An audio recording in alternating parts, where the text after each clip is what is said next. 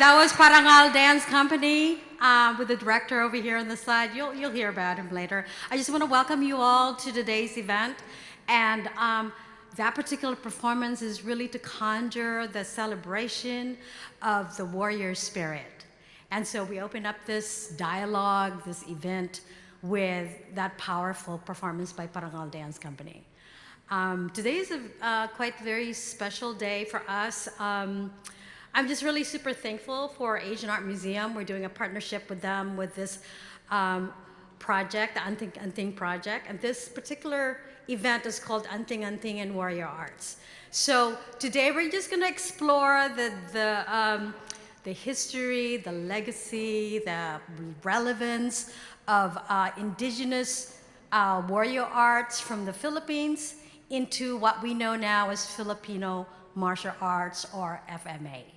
And we'll also explore like the origins of it and the ways in which the people in the tribal groups of the Philippines continue to practice a different form of martial arts, which is more like the AntingAnting, which is like the power, the inner power, the sacred mysteries of that. So I'm hoping that we all are gonna enjoy this day. I just wanna do a little kind of like, what are we doing all day today, right? So, well, we had the Sagayan. We're gonna have an amazing film showing of Katsakai, which is Ipat, and it's never ever been shown before. It's just kind of like interesting and blessing for the people that practice this to allow Parangal to shoot this film. And so it's really a special viewing, really. So let's just hope that the spirits will let us, view it, because we've been having some technical difficulties with the energies and electrics and all of that. So let's hope that we're blessed with that.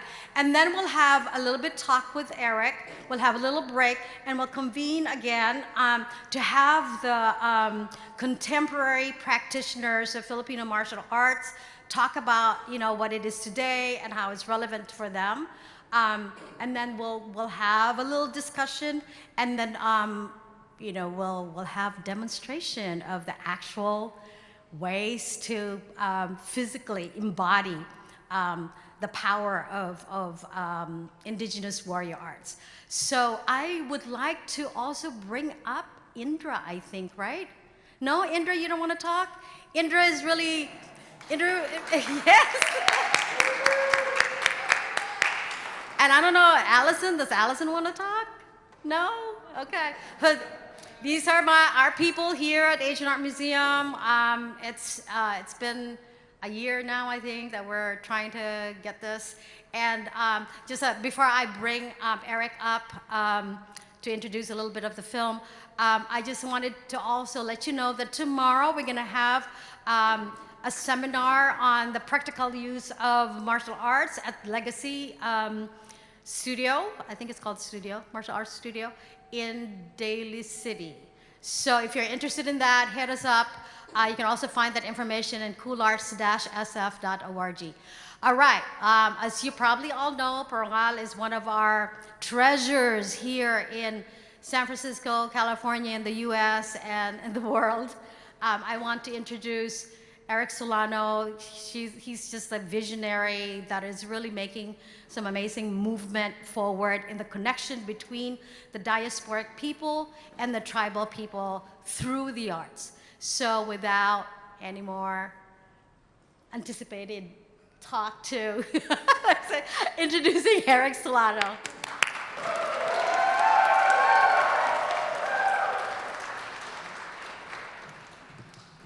Good afternoon, everyone. Magandang araw po sa inyong lahat. I'm Eric Solano with Parangal, and Parangal means tribute. I am here today and along the members of Parangal because of the legend of San Francisco, because she invited me for one dinner and she asked me, what else can you do for the indigenous people? And so many years later, here we are. So thank you so much, Manay, for this work. So today we're going to be, because of the support that we received from Alliance of California Traditional Arts Living Traditions Grant, we were able to, during COVID, that's why during COVID we were able to document this in the Philippines along with my friend Jimwell. I also got to learn about this specific ritual through Manay because he's brought the Maguindanaoan master artist here, and we have been learning from them since then, since 2005. So if you can just take 10 seconds to be in silence to invite those that we may not see here today, and also just to give thanks for this moment.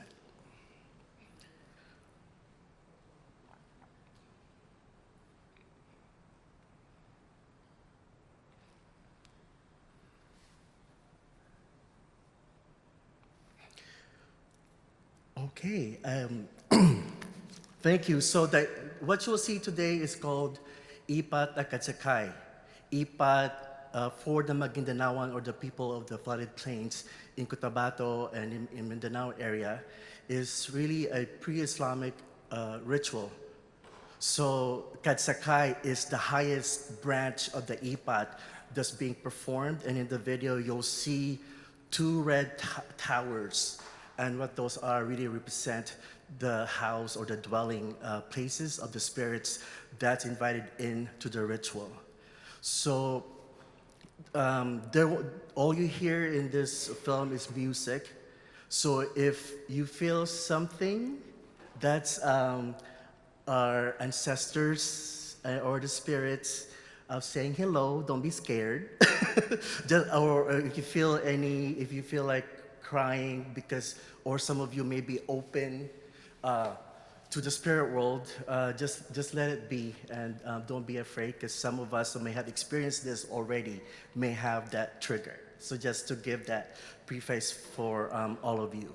So basically, this Ipat Akatsakay is a window to our past before Islamic Spanish colonization, and a window to this tradition that's still being practiced here today. A balance between the Maguindanaoan people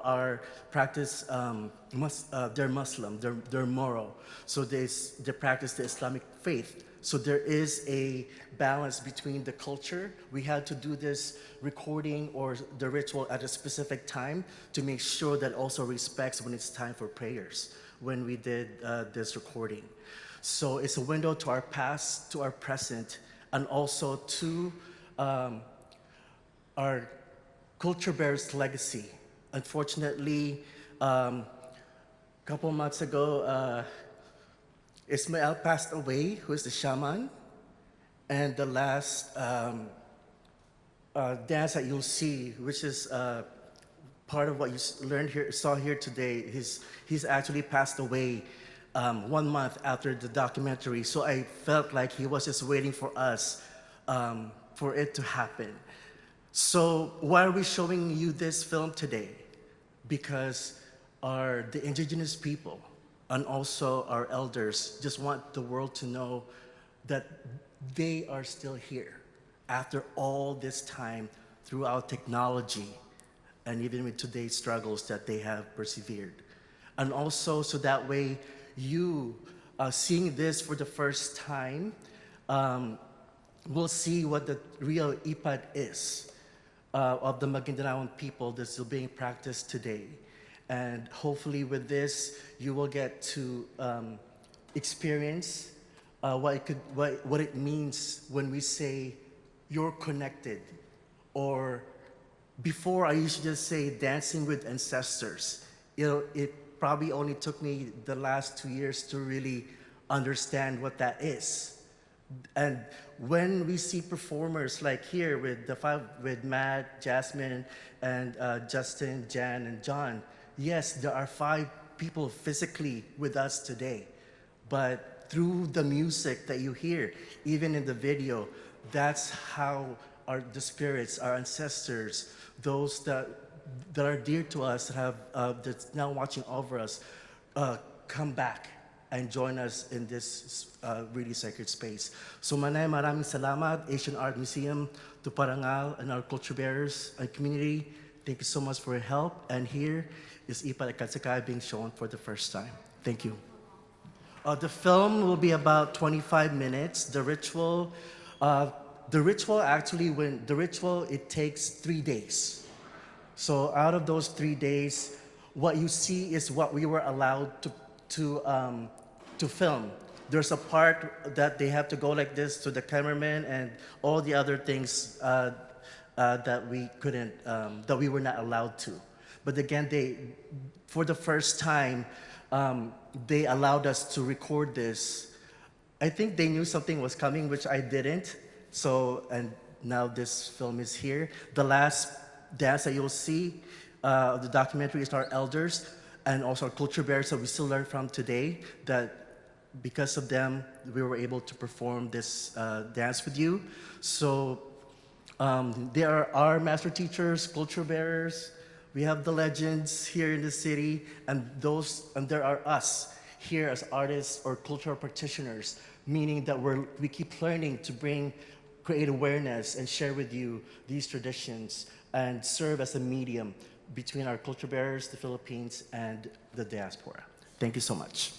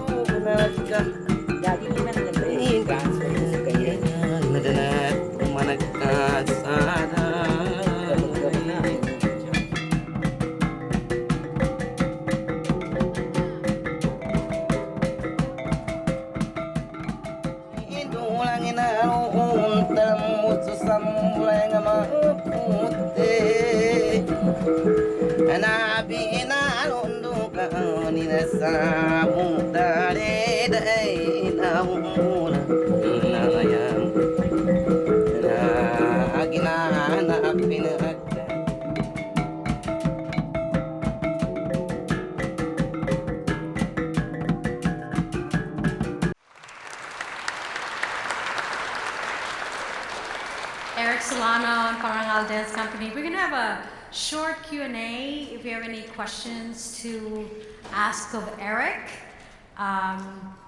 Yeah, or any of the dancers as well. Don't all speak at once.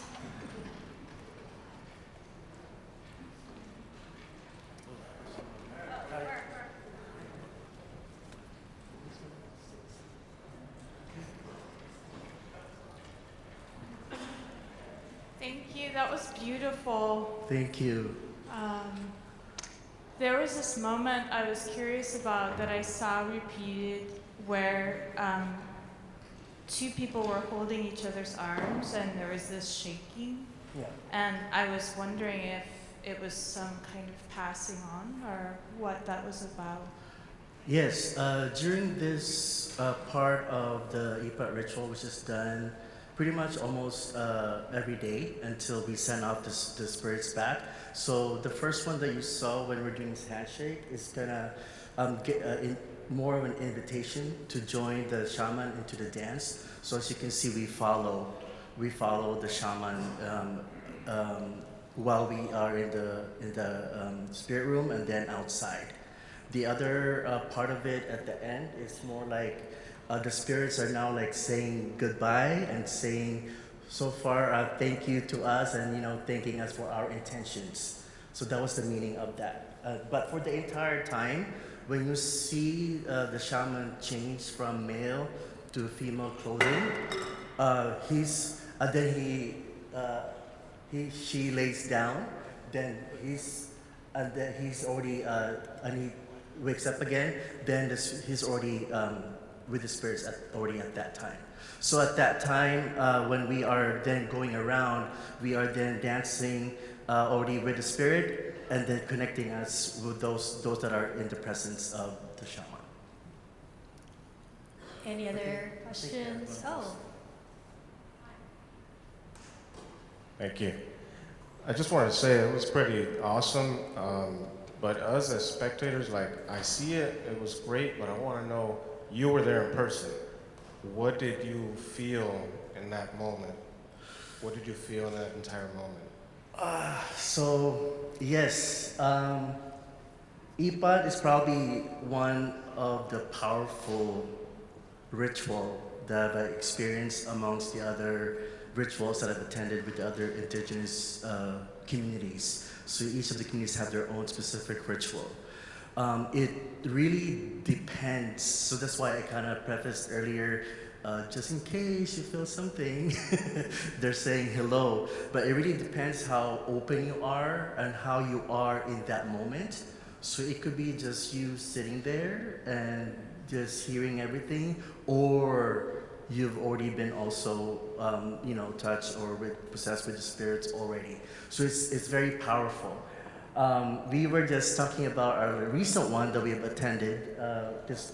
We've already finished the ritual, the spirits have already said bye, the shaman has already changed, and Jan over here, second from the left, he was still in it for like 10, 15 minutes, and we didn't know what to do. So that's when it's very powerful, but again, it depends on how open you are or how the spirit connects with you. And I actually intentionally didn't say anything about or put any text on this, so that way this is just like what I said earlier. Our indigenous communities say that we are still here, so hopefully you can join the tribal tour, KULARTS. So this is also an invitation to you to visit the place, get to know them, get to see how they respect their land and their community, their family. So that's it. Any other question? I thought I saw one more.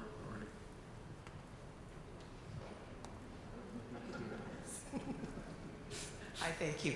I noticed that most of the dancers are men. Are women also allowed to attend or participate in the rituals? I knew this question would come. So thank you so much for asking that. Do any of you want to take it?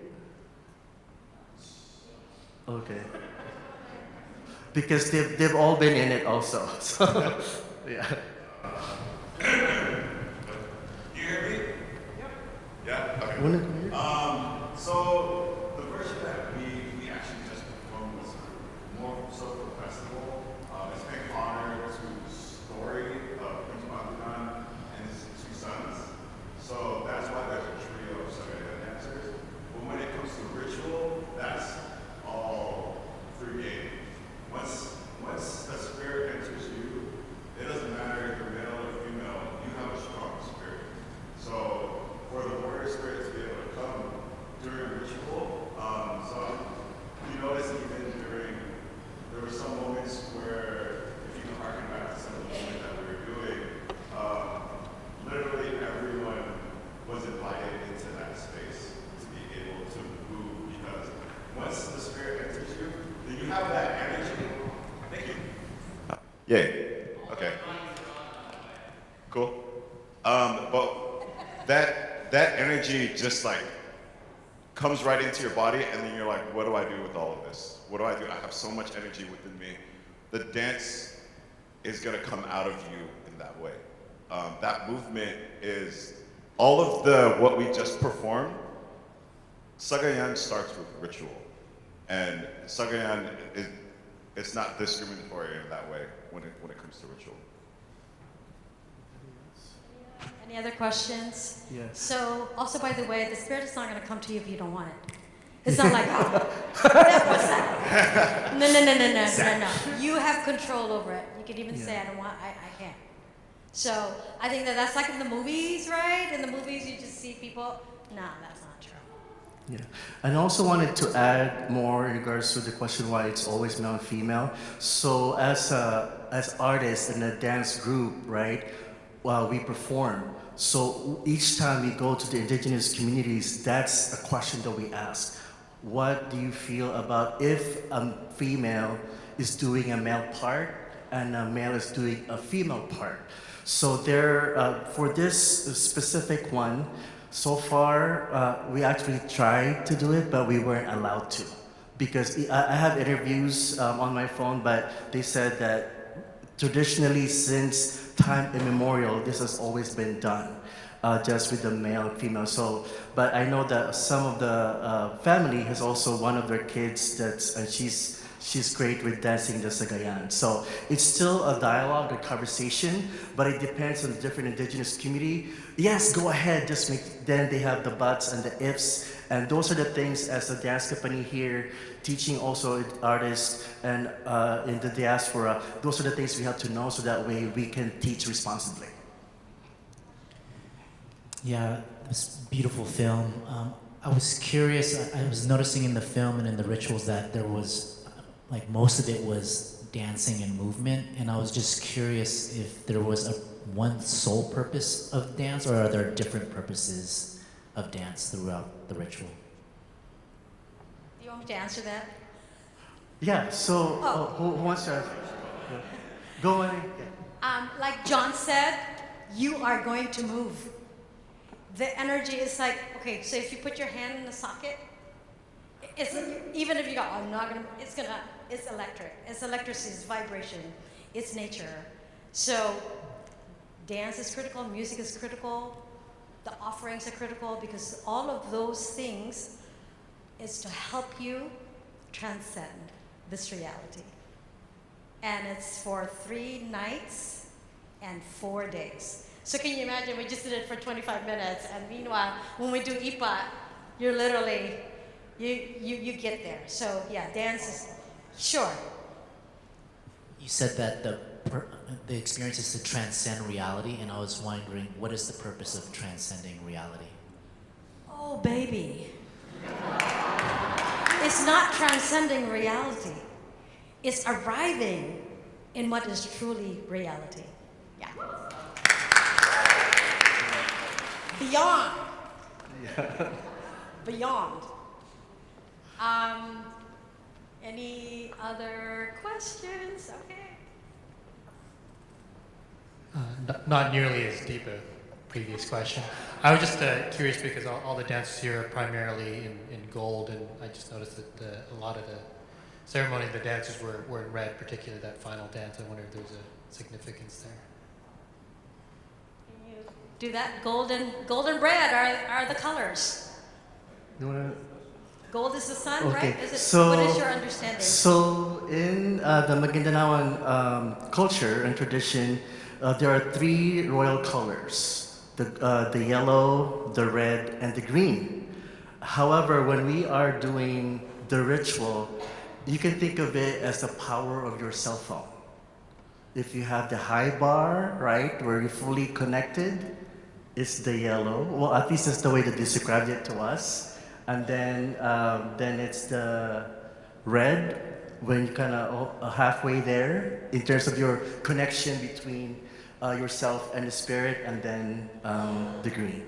So that's the meaning behind the colors. Any other questions? Oh, over there. Yay. What was the part when the people were going back and forth with, like, the bamboo thing? Yeah. When they were swinging the boat. Oh, okay. So the boat, the decorated boat there is called the biday. So when we call the spirits, if you saw the last video, on the left side, so we were close to the shore, right? On the left side is called the Timaku Hill. That's believed to where the spirits dwell. So now I'm kind of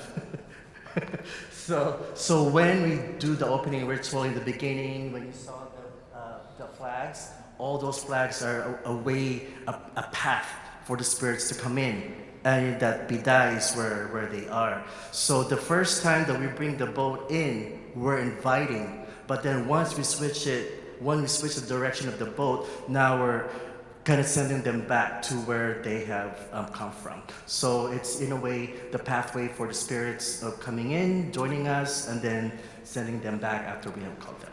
So basically it's a metaphor, like because we're island people, where the islands are surrounded, 7,000 islands, more than 7,000 islands. So what we see as a metaphor for travel is the waters, the boat. Maybe if we had the plane, we'll use the plane, right? So, but how beautiful it is that the people think of it in these kind of real ways. Last question.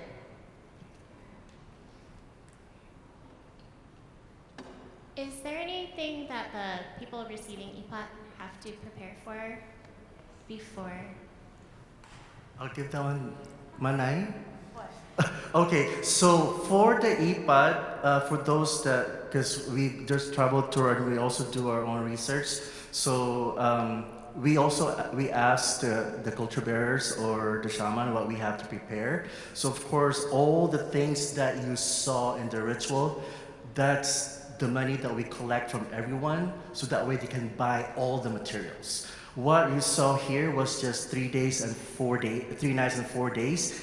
Depends in your status on the healing that you need, because now we have doctors, right? Before and even now, people still believe in the ipat. That is their way of healing. So the more financially you have, you can have 7 to 14 days. So all the things that you saw there was all contribution. And also when we go into the ritual, we have to wear specific items before we step into the room. So, and then that's pretty much in terms of the preparation. And again, in terms of the way that each of the person connects, we, just the same way we preface it here, because everyone will have a different experience of the ipat. Mana, you want to add more? Yeah, sure. There's a lot of preparation because those are not everyday. I mean, they're not. Those are offerings, and they're made specifically for ipat, and so everything is specific to it. So the preparations are there. The personal preparation is also important because as you are preparing the offerings, you're already setting yourself to do ceremony, to do ritual. One of the other things that that was talked about in terms of who performs the sagayan as a secular form of celebration, part of that too is that because it is a Muslim country or place, the women are, usually really busy with family and all of that, and so the men are a lot more free to dance and be out there. So that's also one of the restrictions, natural restriction as well as community restrictions. It's just a literal aspect of it that mom is, taking care of whatever is going on, and we understand that, right? I think we're probably going to take one last question and then we're going to move on. Is there one back there? All right.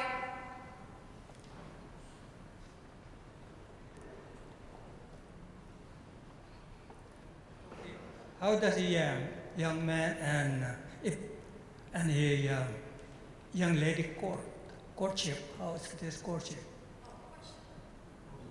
Courtship. There always have to be a love angle, right? Our romance here is with the spirits.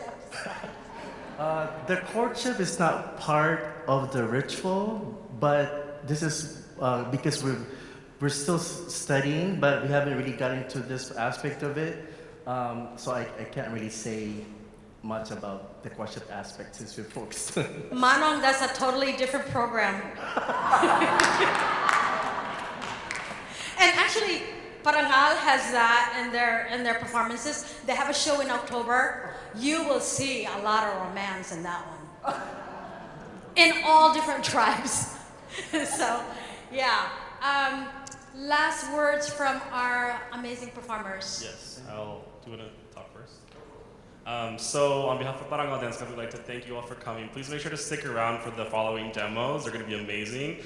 But just want to, as Manai pointed out, we do have a show coming up October 7th. It's our 15th anniversary, and we're very, very excited. So we're going to be featuring, what you saw here at EPOD, we're also going to be doing an EPOD-inspired dance set with John and myself and our friend Kim, who are choreographing and leading that project. So we invite you, if you liked what you saw here, want to continue to see this work, October 7th, we will be featuring a variety of different sets, both from Maguindanao and other communities of Mindanao in the southern Philippines. So it's going to be at YBCA Blue Shield Theater on October 7th. So we have a matinee at 2 and then a nighttime show at 7 o'clock. So thank you all so much. We'll give it back to Manai. Or John, do you have a last word? John.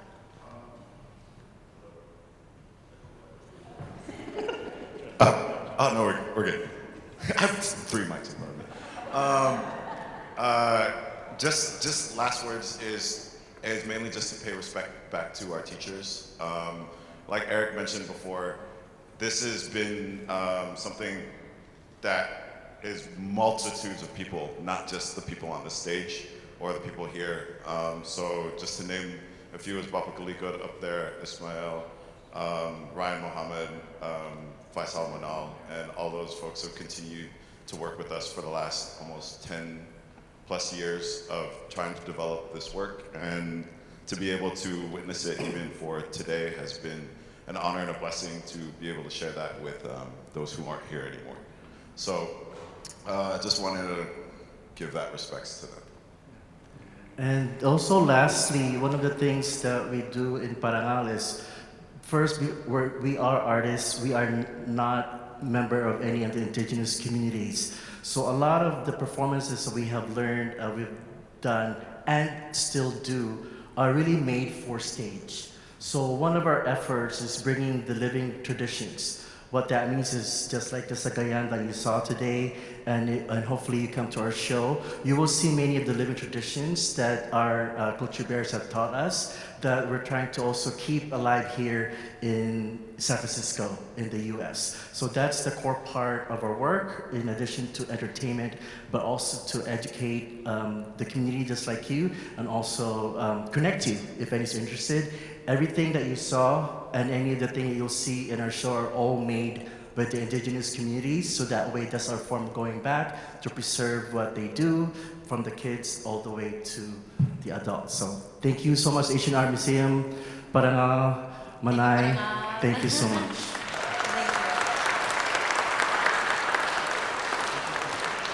Thank you, Eric. Thank you, Parangal. We're gonna move on. So the next thing was that I was supposed to have this deck and to tell you a little bit about this larger project and how we came about with this project with Asian Art Museum. Are y'all interested in that at all? Yeah. Okay. We'll make it fast.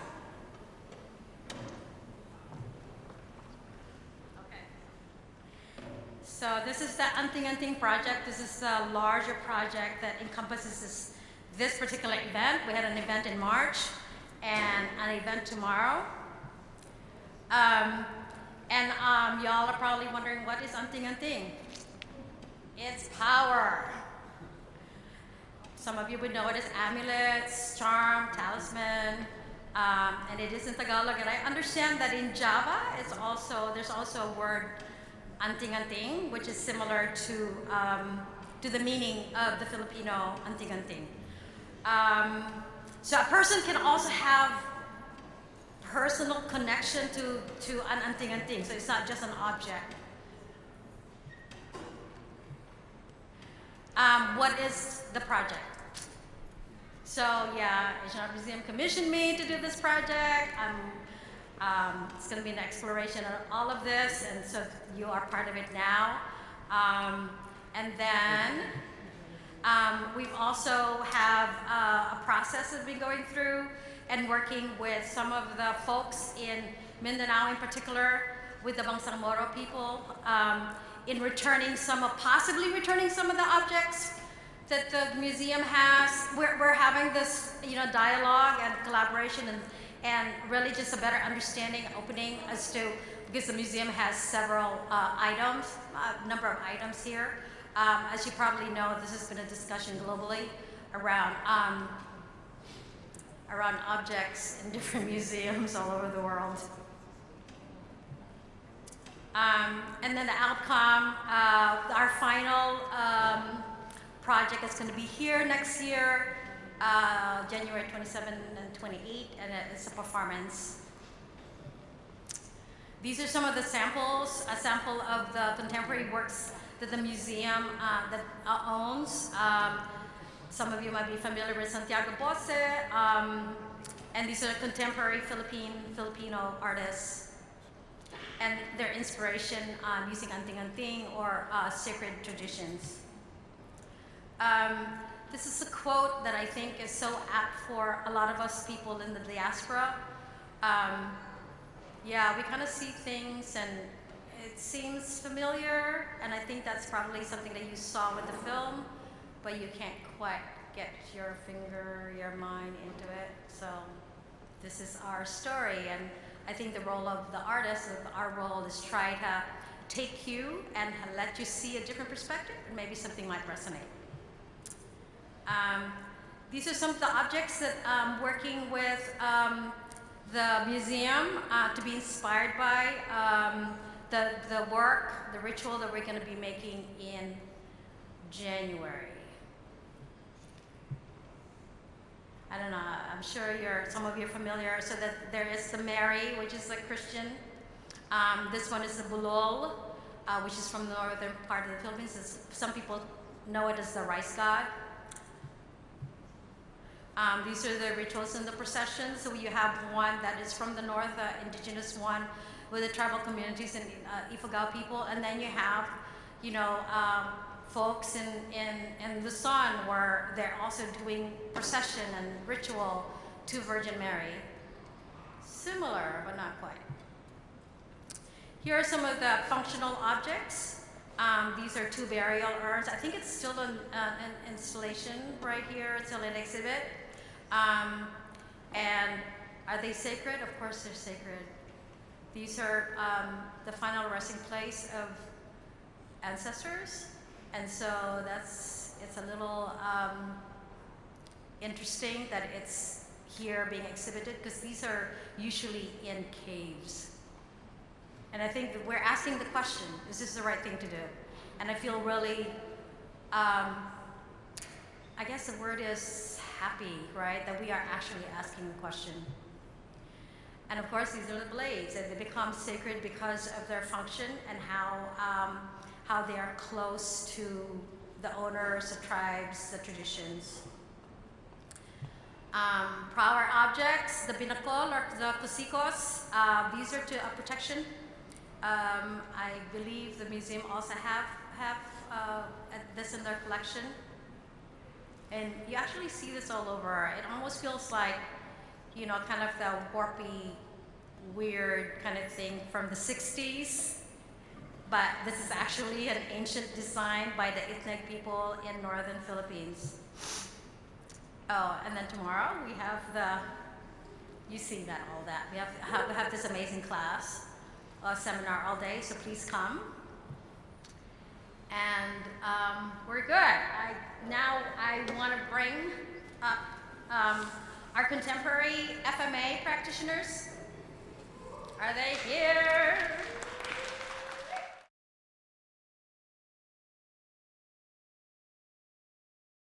Kristen. Okay, maybe can I just say, does Kristen have okay, let me just say who you are. Okay, so Kristen Gabildo received her instructor certificate from a legendary Guru Dan Inosanto, Filipino martial arts or Kali, and Jeet Kune Do, a martial arts system and philosophy of the late Bruce Lee. And she's currently the instructor for Unlimited Martial Arts Academy in New York City.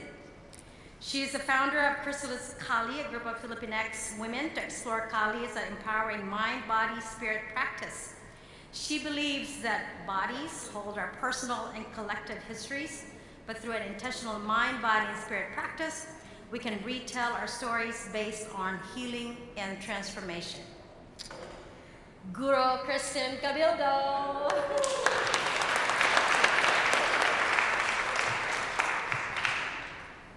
Hi, everybody. Thank you so much for having me today. So I'm Kristen Cabildo, and I'm excited to share my martial arts journey with you.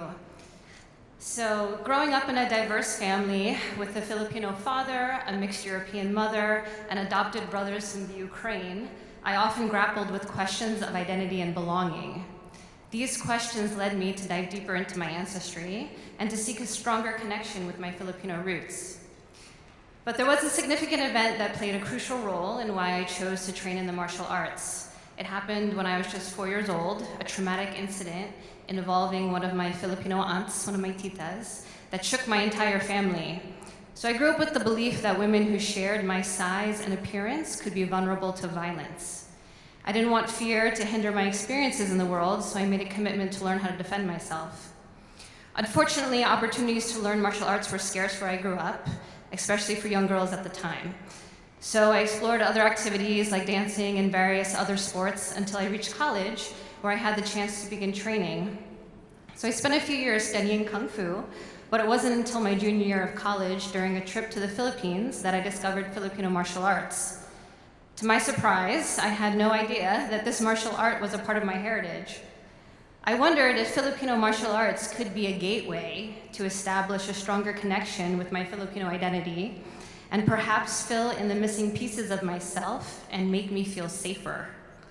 I wondered if Kali had the power to guide me back to a sense of home. So just so you know, I'm going to be using Filipino martial arts and Kali interchangeably. So I'm going to come back to this concept of home, but here's what my journey looked like from the outside. So after college, I moved to New York City, and I sought out a place that taught Filipino martial arts. I ended up at a school that also taught Jeet Kune Do, or Bruce Lee's philosophy, under the guidance of Guru Dan Inosanto. Alongside my martial arts journey, I pursued a degree in social work, which deepened my understanding of the effects of historical trauma on the health of the Filipino-American community. Witnessing the positive effects of exercise on mental health, I transitioned into personal training. While I had the opportunity to train in different Filipino martial art family systems, I became an instructor in Filipino martial arts and Jeet Kune Do under Guru Dan Inosanto, and currently teach at Unlimited Martial Arts in New York City. I'd love to tell you more about amazing Guru Dan Inosanto and the Jeet Kune Do philosophy, or the martial art philosophy originated by the late Bruce Lee. So JKD is a philosophy that emphasizes simplicity and adaptability, encouraging practitioners to embrace practical techniques, develop their own unique style, and continuously strive for self-improvement.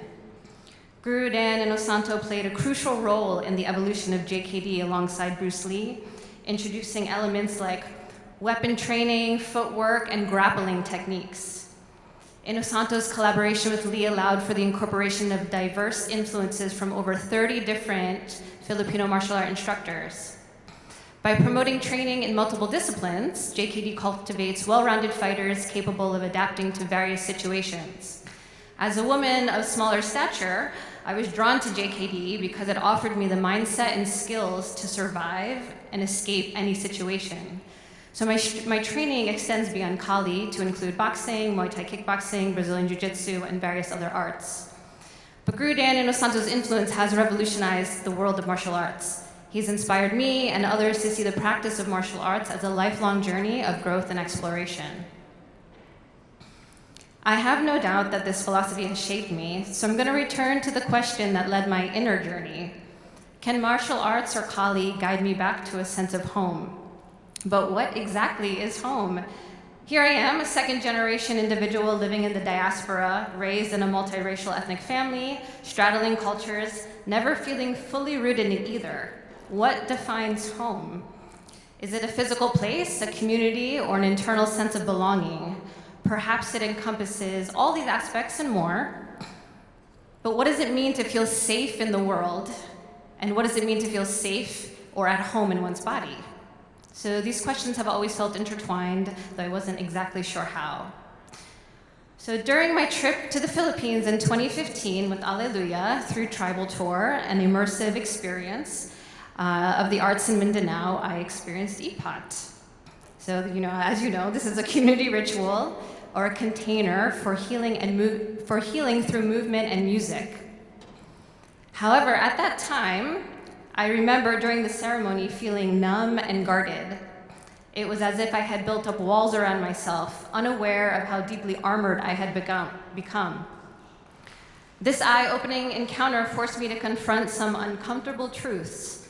I started questioning the influence of patriarchal values in the martial arts, which I had unwittingly absorbed and internalized. While my intention was to feel my intention to train was to feel safer and empowered, I had unknowingly adopted an unhealthy version of the warrior. I had absorbed toxic masculinity, not just from the martial arts, but from our broader culture as well. I associated being warrior with emotional detachment, aggression, control, traits I believed would guarantee the feeling of permanent safety. The power I sought through the martial arts mirrored the oppression I aimed to escape from. So, the AntingAnting in martial arts has historically been these objects endowed with mystical power. But I believe the AntingAnting can be anything that draws or amplifies what's already inside of us. So an idea or a belief, a community or a practice. The practice of martial arts has been that for me. It magnified my inherited beliefs about the world, history, my relationship to my body, to violence, and to power. But only by becoming conscious of the beliefs that we've inherited can we let go of what no longer is serving us and choose how we want to be in the world. So martial arts, for me, has become a transformative practice that led me to a truer version of myself. What I came to realize is that, true decolonization requires us to let go of these deeply ingrained beliefs, not just intellectually, but within our bodies. So releasing these beliefs from our nervous system can happen through grieving, shaking, moving, and emoting, things that you saw in the Ipat ceremony. And this is the body's way to heal trauma and restore resilience. And this happens automatically in nature. So just as a rabbit escapes from a stalking wolf and then goes off somewhere to shake off that survival energy, we too possess the same ability to heal. We are still a part of Mother Nature, operating under the same rules. We have innate body wisdom to return back to balance. What I also came to understand is that masculine or yang energy itself is not inherently negative, but when taken to extremes or presented as the only truth, it can become imbalanced and unhealthy. But we need traits like assertiveness to set healthy boundaries and leadership that is collaborative and empathetic. All of us have these yin-yang, masculine-feminine energies within us, but it's up to us to heal and express healthy versions of both. So in 2020, I returned to the Philippines with Alleluia and Tribal Tour and had a very different experience of Ipat. I was totally open at the time and feeling all the feelings that had been backlogged in my body, or I had finally put my armor down. So on the last day of Ipat, the shaman invokes the spirit of the warrior by dancing the sagayan. I remember the shaman singing over the helmet, carefully cleaning the Chris sword, preparing for the dance. And Alleluia, or Manay as we call her, coming over to me, whispering in my ear, telling me that sword was for me. I would dance the warrior dance that day. So it's hard to describe, being there, and this one moment that felt like the culmination of so many other moments. But I got a taste of transcendence, a taste of what it feels like to know deep in one's body that everything is actually okay, and that the combination of me was enough, and that I had always been whole, home, and safe. Home in myself, home here with others, and perhaps held by something greater than us all. I was actually never lost at all. So community rituals like Ipat, embedded in our ancestors' traditions, serve as spaces for healing, or, my opinion, embodied decolonization.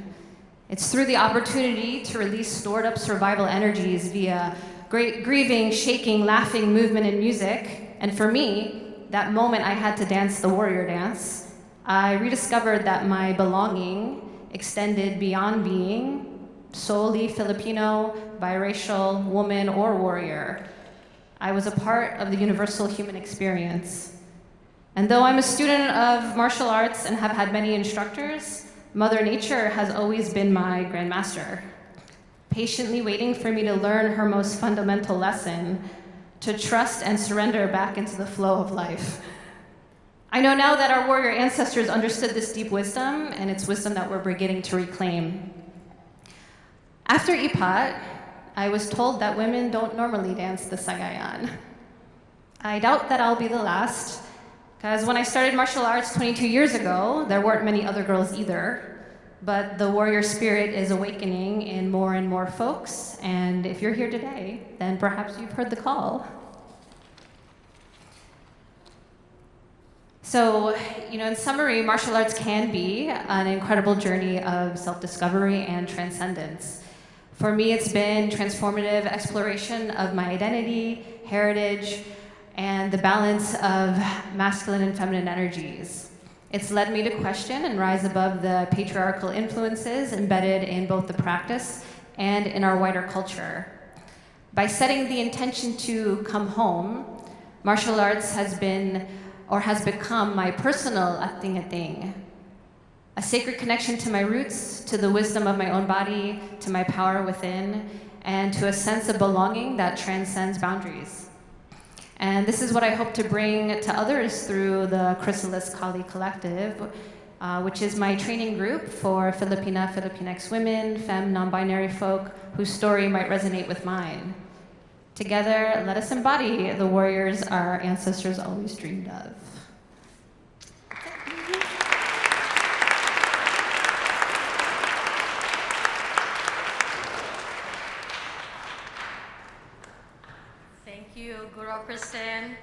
I'm going to bring up Greg Manalo now. A little bit about Greg. Greg Manalo considers himself a caretaker of the Visayan style corto cadena larga mano eskrima. It's taught by Maestro Sonny Umpad, the late Maestro Sonny Umpad. He started training with Sonny in 1997 up until his ultimate death in 2006. He's created the Rooted School to inspire and cultivate the warrior scholar through a cultural lens. He also has danced in several shows, yes, with my work, right? And I still want him to dance, but no, I'm not salsero now. And he's performed sketch comedy, short plays have been to stiff, with the theater group Overseas Artists. Gregory Manalo.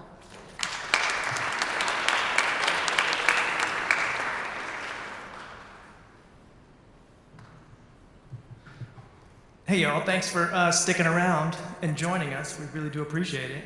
I'm Gregory Manalo, and I consider myself a caretaker. I know there's a lot of labels in martial arts and stuff, but who am I, really? You know, I'm just another guy. So my relationship with Eskrima starts with bagels and continues with In-N-Out and ends with salsa. Okay, it'll make sense, I promise. So I like to think that Eskrima had found me. It's 1996. I was 17, going on 18, I think. And it was Telegraph Avenue and Durant, a block away from UC Berkeley. I was working at a posh bagel place, a competitor to Noah's. And I was in this cultural renaissance at the time of a journey of knowledge of self. What does it mean to be Filipino American? So I was very proud to be Filipino, but what does that really mean, right? I go outside, I take a break. I happen to be wearing a Filipino flag, right? And this houseless person walks up. He's got a green bundle, it looks like a little military bag. And he sees my flag. He says, "Oh, you're Filipino. You know Eskrima? I teach at Willard Park." He's like, "You're Filipino, I'll teach you for free. You know, just come." And I thought, you know, why not? I said, "I have day-old bagels I can give you." And from there, I traded him day-old bagels and cigarettes, because that's what you do. And then from there, we trained for like months. And then he was like, "Okay, I think you're ready to meet the Grandmaster, right?" And I was like, "Grandmaster? I thought you were the guy." She was like, "I'm gonna take you, And so this is where I get to meet my longtime teacher, Sonny Umpad. So he takes us to Alameda and this multi-unit complex, and downstairs, very small, we knock on the door, and we wait a second, and the door opens, but only a crack where you can see just an eyeball peeking out, and a waft of cigarette smoke comes out, you know, and then you see him nod, and then he opens the door more, and then that's when my original teacher, Mario, introduces us and says, "These are my students. They want to learn footwork and the rest of the style." And then he nods at us, doesn't say much, and then I reach out, try to shake his hand, and then I try to manopo him. It's when we hold on to an elder's hand and you put it on the forehead as a sign of respect, right? And then he shook my hand off. He said, "Oh, you don't have to do that. Just shake my hand. You make me feel old," you know. And then from there, he let us in, and we started training until 2006, until he passed away. He was sorry, I'm going to look at my notes here on my phone. I'm not being rude, excuse me. So Sonny was a self-taught street fighter from Bogo and Cebu City. The way he liked to describe Eskrima, or in his region, they called it estocada. He said like it was American stickball, you know, everyone just did it, right? So people in his region, it was just a thing that you just did and you just got good at it. The way I like it to compare it to us for Americans is breakdancing. I don't know if you're, people from the 80s, 90s could remember of breakdancing, but you have your general kind of six-step up rock, you know, everyone does it, but it was all about being original, having flavor, and sometimes you would battle people, and people would say whether you won or not, based on your originality and style. And so similarly, people just learned eskrima and stick boxing in his region. He didn't have a specific teacher per se. He had many teachers from many family styles, but he mostly learned on the street fighting. He actually lost 8 of his teeth and never got them fixed. And so he learned from different teachers and different peers who learned from those different family styles, and that's why he says Visayan style to honor all of those grandfathers. He didn't intend on teaching. He was actually a recluse. He just stayed in his apartment, taught his eskrima, and that was it. It wasn't until he met Bruce Lee's first student, Jesse Glover, and that's when Jesse said, when I saw Sonny move, I thought it was Bruce Lee, but with sticks in his hands. Jesse toured Europe, all over the nation as well, doing seminars, teaching JKD concepts.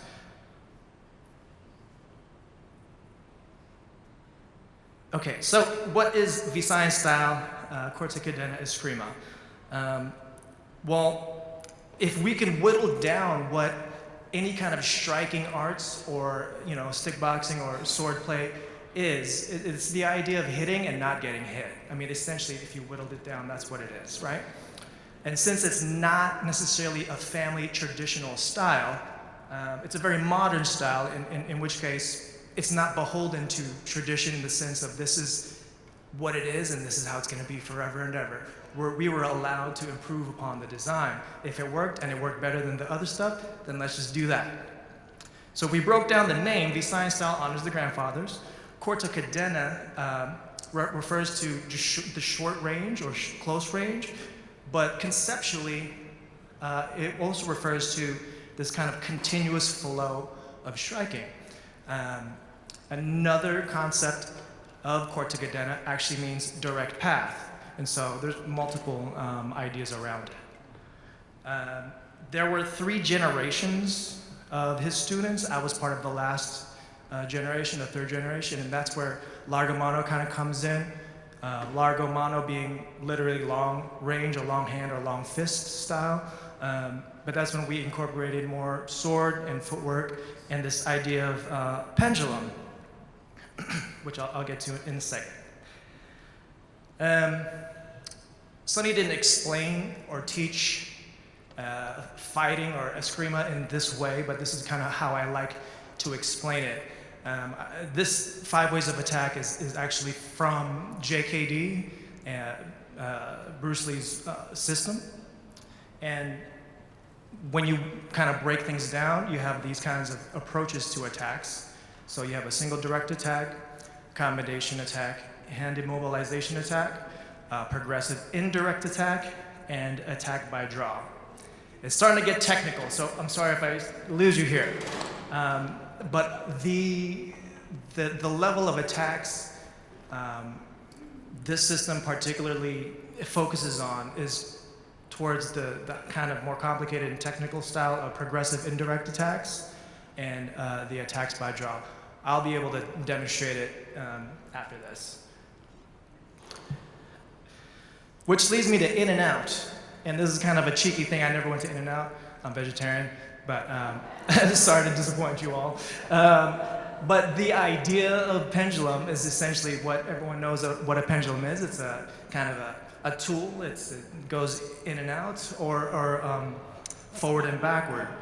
And I would say the pendulum is the hallmark of what we do at with our group at the Visayan style Corte Cadena.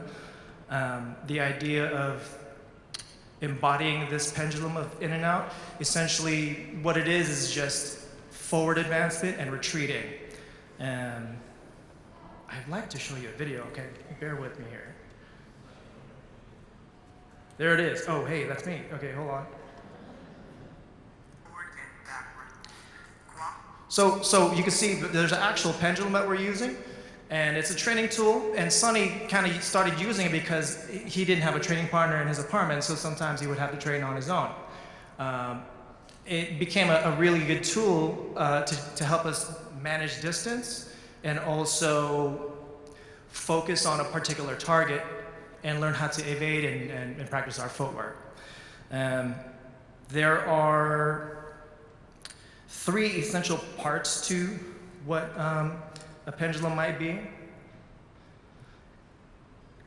And there's the forward movement, which we call cordon, or forward pressure. There's neutral, where the center of the star might be. Neutral also being stillness or not conveying any intention. And then there's the reverse or backward movement, which is what we call de cuerdas. Excuse me. The pendulum helps us with our footwork, but it also is a guide for a lot of our striking. And it also helps us figure out the timing as to when to enter and exit. And so it's, in the topic of AntingAnting, I'd like to think that this is something specific and sacred to our system. It is certainly unique to our style. No other style would have this idea of the pendulum. Of course, every style has an entry and exit, but the way that Sonny was able to break it down and use it as a tool to help us progress in our fighting, I think that's kind of radical to me. But I like to think of it as an AntingAnting of sorts, as it's revered in our system. Which leads me to salsa. So the idea of dance makes a better fighter. And I think that there's a coincidence here because Bruce Lee was actually a master champion cha-cha dancer. The boxer Lomachenko, his father actually made him stop boxing, go learn his native dance, Hopak, I believe. And then Sonny, being a person of the 70s, 60s and 70s, he learned the hustle, and he was good at it. And I think there's something to this. There's something to all of these great fighters being in partner dance specifically and being so good at fighting, right? Besides the obvious of just rhythm and so on. Just look at my notes real quick. Oh, hey, that's me. And my girlfriend who's sitting right there. Just really quickly, without any kind of like instruction or influence, I happen to just start doing partner dance. And a lot of similarities come to me with FMA in the sense that it's not linear, it's circular. The music is rooted in tradition, and they value improvisation, which fighting arts it should be based on. But I think the biggest thing that dance can teach you is how to be a leader. And what do I mean by that? Well, the idea of being a leader in fighting, if you can lead the fight, you're most likely going to win the fight, right? Because if you're always following and waiting for a counterattack, then you're kind of following this person, you're always a step behind.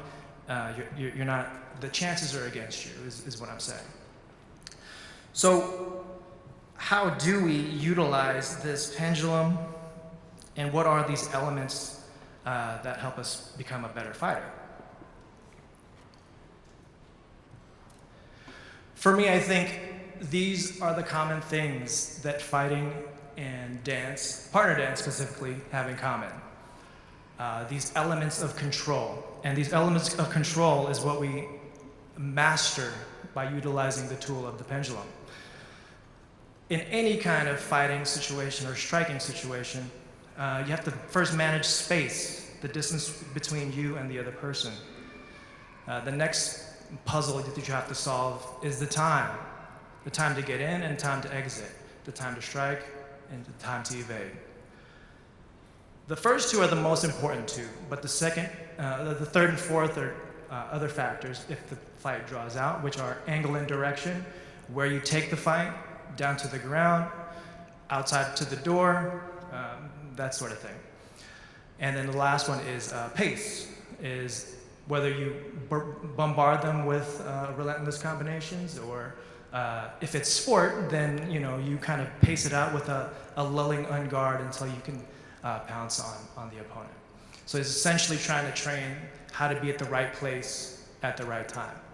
And in relation to dance, you want to master timing and space because you don't want to be off beat, because then no one's going to want to dance with you.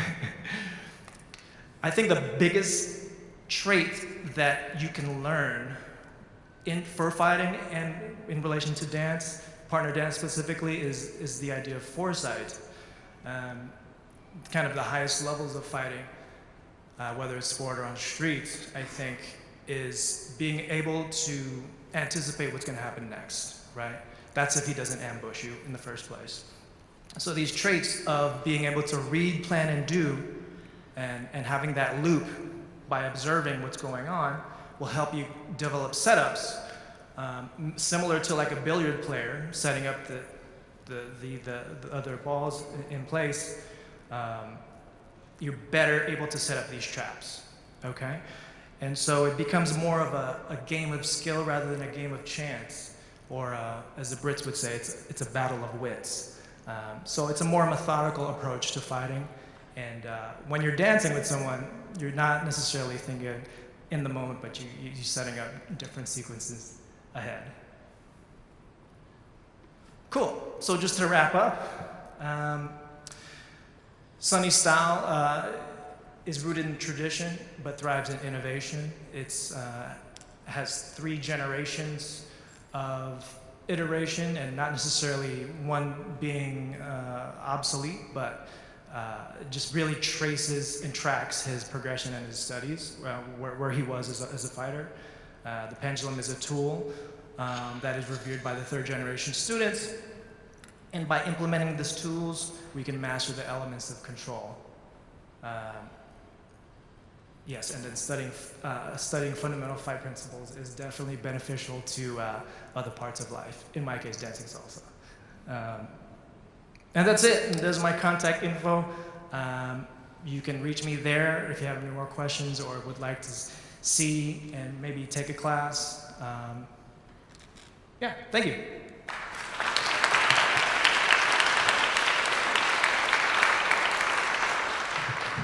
Thank you, Greg. Greg, aren't you teaching at Kapwa Gardens? When? Is it August? It's going to be from July all the way to October. Once a month is the Filipino Martial Arts Festival. All right. Did you hear that one? There's a Filipino Martial Arts Festival at Kapwa Gardens once a month. From July to August, like this month. July to October. Oh, July to October. All right. Thank you. So next up is Master Joseph Bautista. Yay! He is all about safety, specializing in Filipino martial arts. He began his training in martial arts at 4. Wow. Since 2001, he has been mainly focused on Filipino martial arts. Joseph runs the Legacy Filipino Martial Arts School in Delhi City. So if you all are interested, this is the person. He teaches self-defense for the people, self-defense program with clients such as Salesforce, Airbnb, Gap, EPS, all those folks. And he's here today with the next generation of escrimadores. Joseph.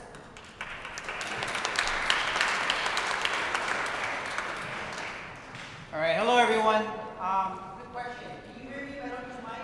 There's a mic on the chair. Mic on the chair, even better. All right. Testing. So here we go. All right. Forgive me in advance for any soundtracks that are happening. My mom was supposed to help take care of him, but my sister beat me to the punch with her 2 kids. So he's with me today. So my name is Joseph. I was asked to speak about Filipino martial arts and specifically mental wellness, mental health. So I was thinking about my journey and I broke it down into 5 simple parts. So we now know what Filipino martial arts is about. I'm a 3rd generation. My family moved here in 1919. There were no Filipinos around in the East Bay where I was growing up. So I had no reason to be proud to identify as Filipino. But then I learned about Filipino martial arts, and that's when my world changed. And if you're wondering why the walis and the chinelas are there, it's because Filipino martial artists, we will use anything and everything as a tool for self-defense. How many of us have ever been hit by this by grandma or grandpa?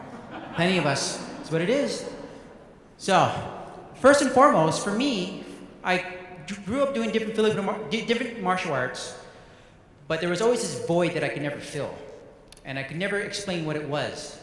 And it wasn't until I learned about Filipino martial arts where I understood what the void was. And basically what it is I've studied many different arts, and I was always the smaller person. Filipinos, we're not known to be the biggest, the strongest, with the best technology, but we're known for be very versatile, to use anything and everything.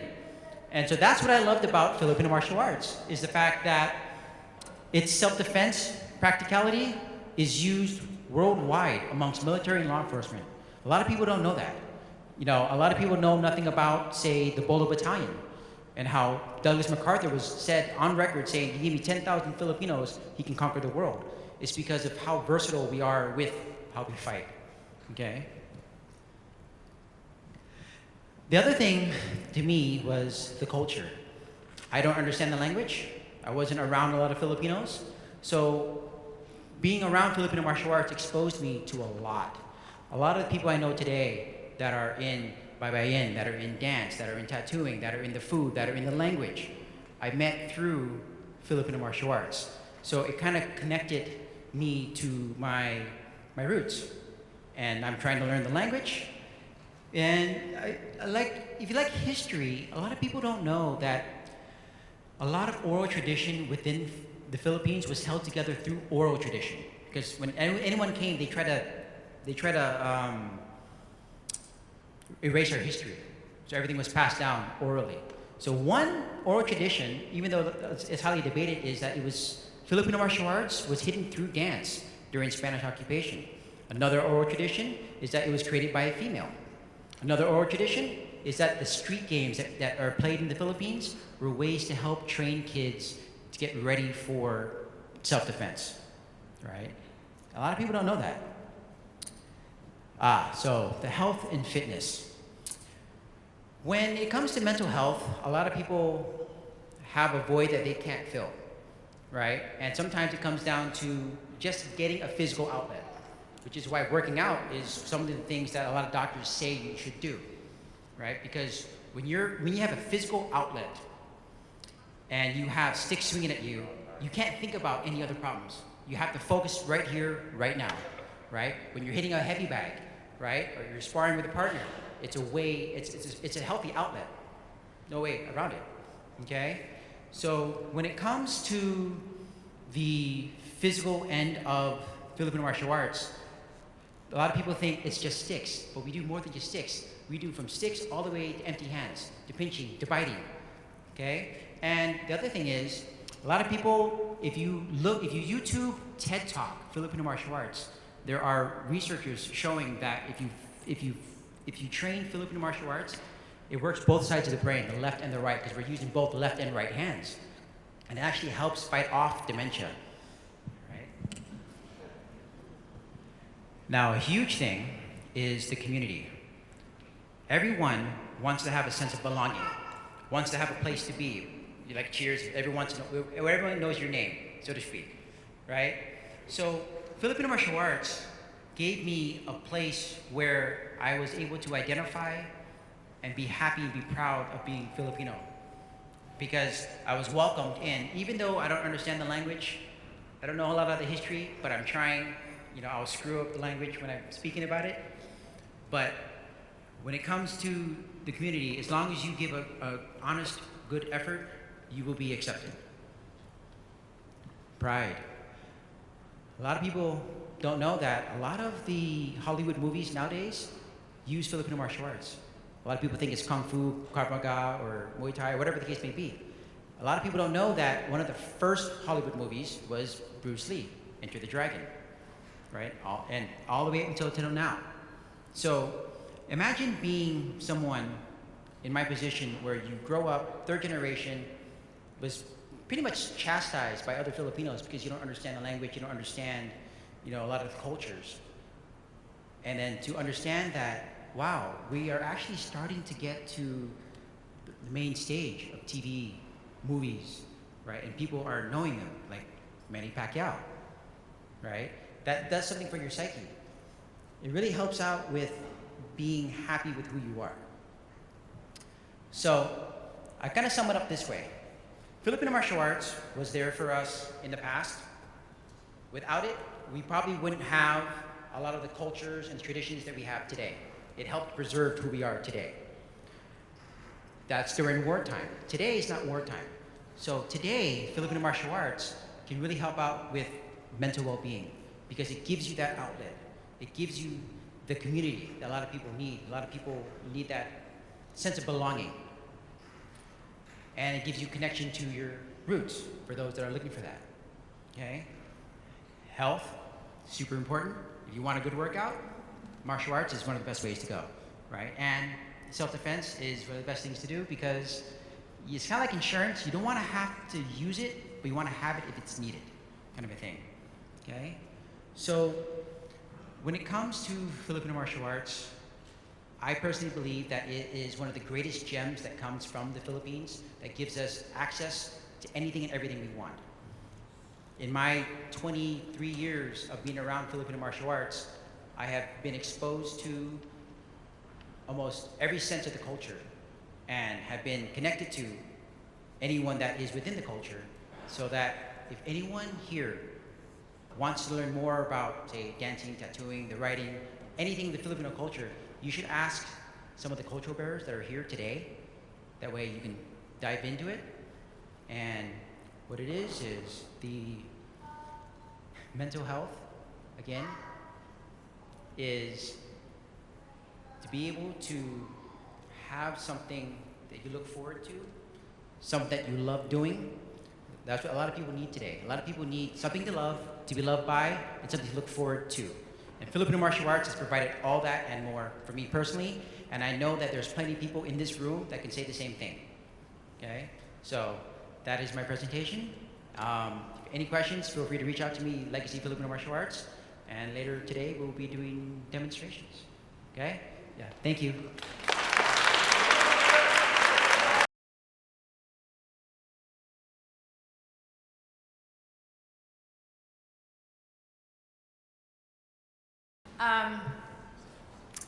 I just want to shout out to one of my fave Baybayin artists, Christian Kabway over here. If you are all interested in ancient script writing of the folks, the indigenous folks in what we know now as the Philippines, Christian is here.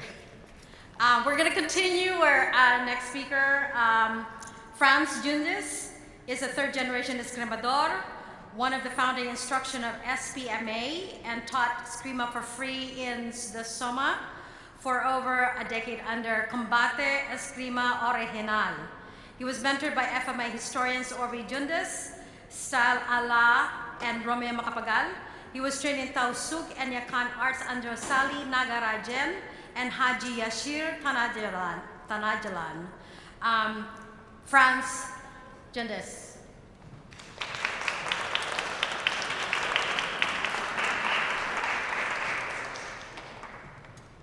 Hey, let's see, I guess I stand right here. Okay. I'm going to be talking about Hilot and Orasyon within practitioners in the Bay Area and Manila. So, categories of Hilot.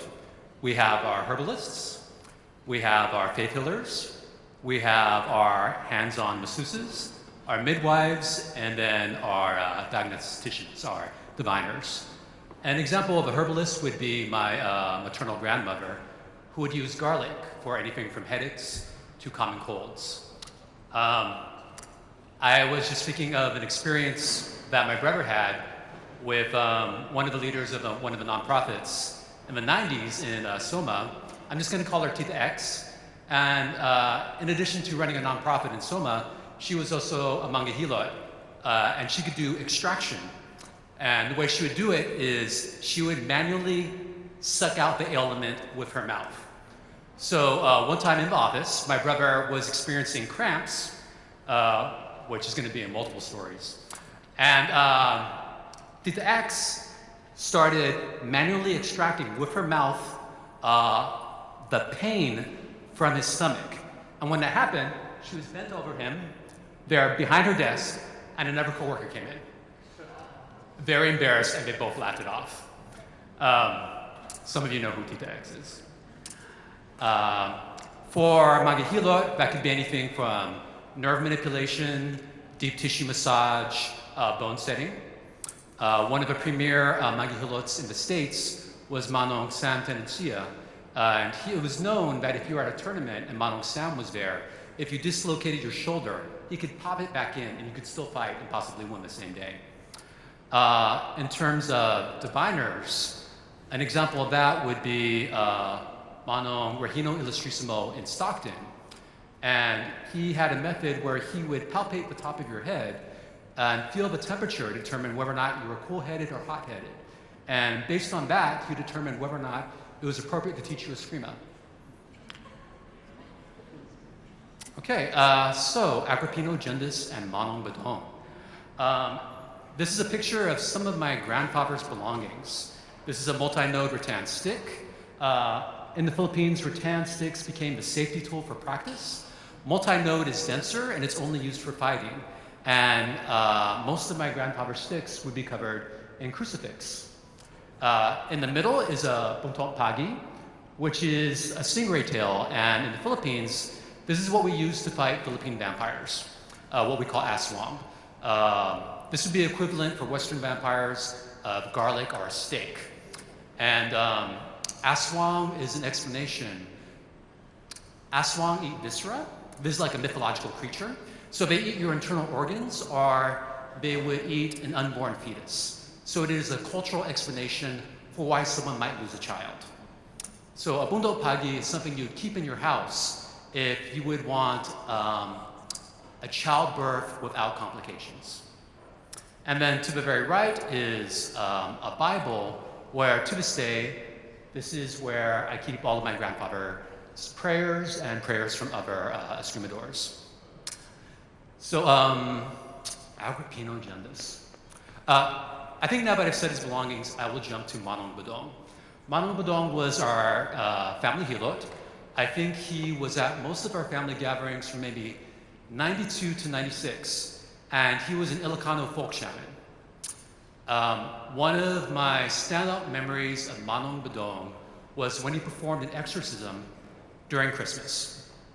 I had a cousin, who I'm going to call Bryce, who was experiencing some ailment. I don't know what it was. This is 1990s, so it's almost 20 plus years ago.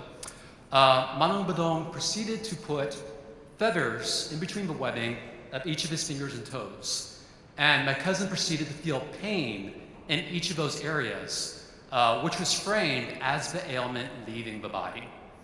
I never followed up with my cousin to find out what the results were after that, but no one present believed in this. There was no reason for my cousin to be experiencing pain in the location where the feathers were.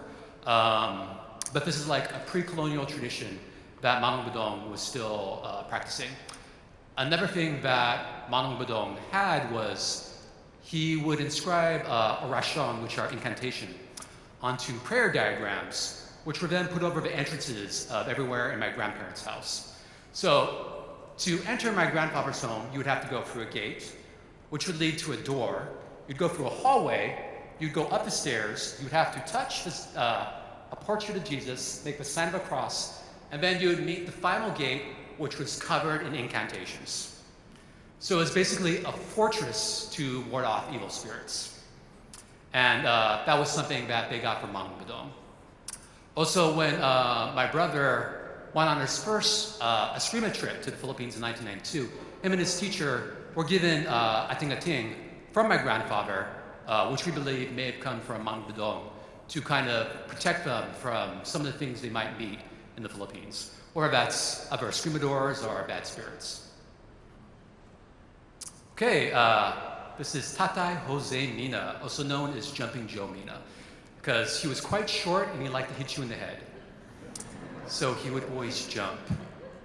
He's from Iloilo. He learned from his dad. He was a contemporary of a lot of the founding fathers of American Eskrima.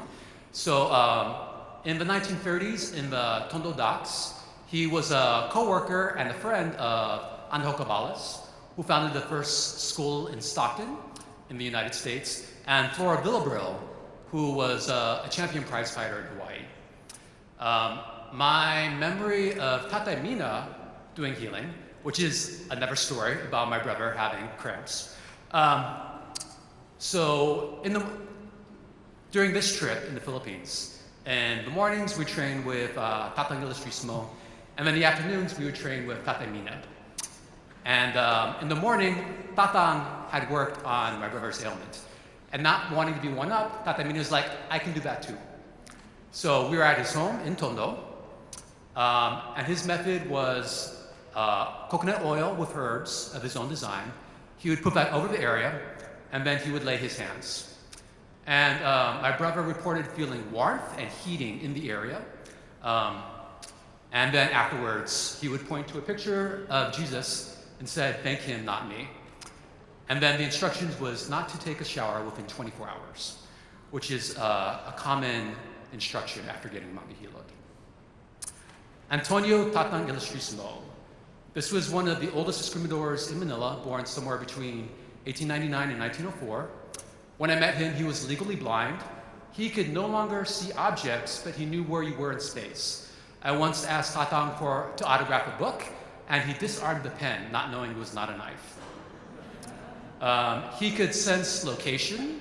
He had a sense of who people were, but my experience was if we were in a darkened hallway, he had to hit the wall to know where he was. So in the morning, before Tatay Mina worked on my brother, Tatang also worked on him. His method consisted of saliva applied to the area in the sign of a cross, and then he would say his oration, his incantation, and then he manually extracted the sensation, and my brother reported experiencing a sensation of coolness and calmness in the area. One thing Tatang was known for, if you're an oration practitioner, typically they're charged during Holy Week. And if you have oration that's known for invulnerability, they're tested on Holy Week. So Tatang was known that on Holy Week, he would put his oration up for anybody to attempt to shoot it. And the reports, I was never there for this, is people would experience their gun being pulled at the last moment, so the bullet would go in the wrong direction. He died in 1997. This is Tatay Jose Novilla. He was apparently a bodyguard of President Rojas. He was a signal boy for guerrillas in World War II. And he was a self-defense instructor for the Philippine Air Force. When I met him, he ran a Mangahilo clinic in Quezon City, and he practiced a method called kinadman. I think coming from the modern world of boxing and kickboxing, what he did was ridiculous. He had no footwork, no head movement. He believed in standing there and catching anything that came at you, and then he would smash your head into things. He had a very interesting health regimen where in the mornings he would vigorously massage his scalp, his face, and proceed to slap everywhere in his body to desensitize it to pain. He would slap his face, his arms, and then his diaphragm while chanting 99 times, I am strong. And then as a 70-year-old, he would do 50 squats, 50 push-ups, and 50 crunches. In his 70s, my dad saw him run down a jeepney at full speed and hop on the back and hold on. Okay, so mechanics of oration. So oration, like I said earlier, is an incantation. They are a mix of local dialect, so it could be Tagalog, Visayan, with Latin, maybe some Spanish. It's believed that you have to have it passed down directly from a practitioner. So it's not something you can get from a book because it's believed that it's not empowered. Next, it has to be transcribed. So first it's verbally told to you, and then you verbally repeat the words back to the person who's passing it to you. Then you transcribe the words, and that is either put into librito, which is like a little prayer book that you keep on you. And that would be considered an agimat or an AntingAnting. Agimat is another word for like a power object. It could also be kept in a pouch, which would then be hung from your person. Other ways it might be transcribed is it might be put onto a vest. You see this a lot in patad or pulahan coats, or they'll have invulnerability vests that are believed to protect you from getting cut or being shot. You saw this a lot during the Philippine Revolution against the Spanish, and also during the American occupation. Then a ration have to be fed, which is a process of charging it on a daily basis. This may happen at prescribed times. There may be quantities you have to say it. It could be a combination actually reciting the words of the ration, or it could be Catholic prayers. And then finally, the last aspect of the ration, which is often not stated, is they generally have a cost. There's something you will lose in your life as a trade-off for power. One of my brothers in Manila, Professor Ocano, says, your wealth are your family. What are you willing to lose? In one of the lineages I came from, it became known that everybody who practiced oration, their businesses would not make money. They would experience things like, oh, I'm a blacksmith, I'm not getting cut when I work in the shop, but where are my customers? So it was very common for oration practitioners to die in poverty. So within this worldview, if you are fighting a revolution where you don't have to worry about living tomorrow, but you have to fight against a Spanish or American occupation, this is an equal trade-off. But for our elders dying, it's not necessarily something valid in the modern world. And that's my talk.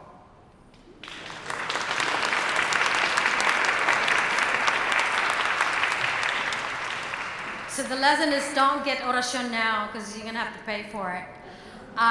We're actually gonna jump to the demo. Are all the practitioners up here instead of doing the panel? Because we've been talking a lot already. I think that you would really love to see more action.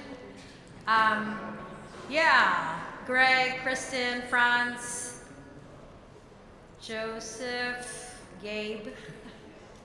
I don't know whether, is John still here? Yeah, maybe they're gonna need your body.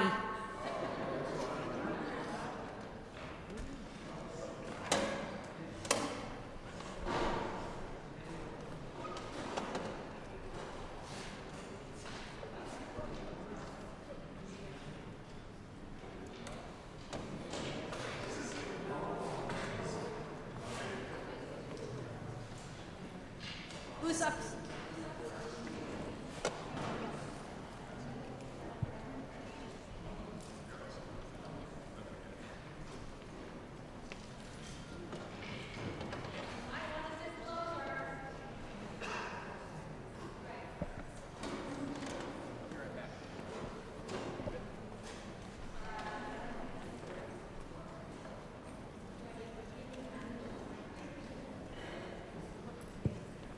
Check.